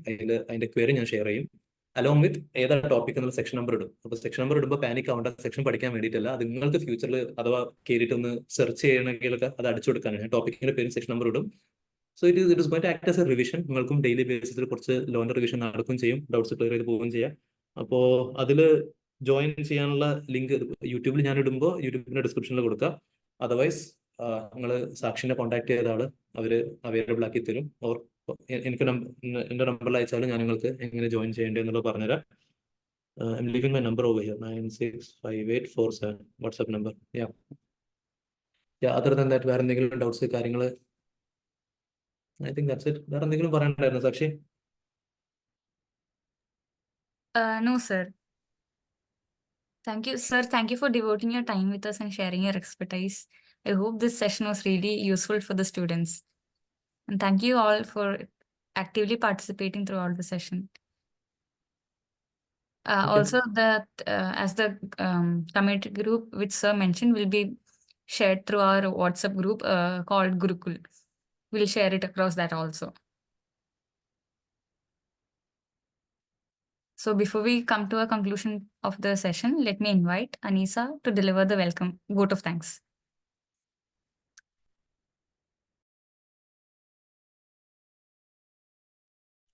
Thank you, sir, for a truly wonderful session. On behalf of Ernakulam Branch Sikasa and all the participants, we are deeply grateful for the time and effort you have invested in preparing for today's session. And also thank you for the commitment to ensuring that each and every concept was thoroughly understood by all the participants. We look forward to many more enlightening sessions in the future. Also, thank you all the participants for your active involvement and enthusiasm throughout the session. Thank you.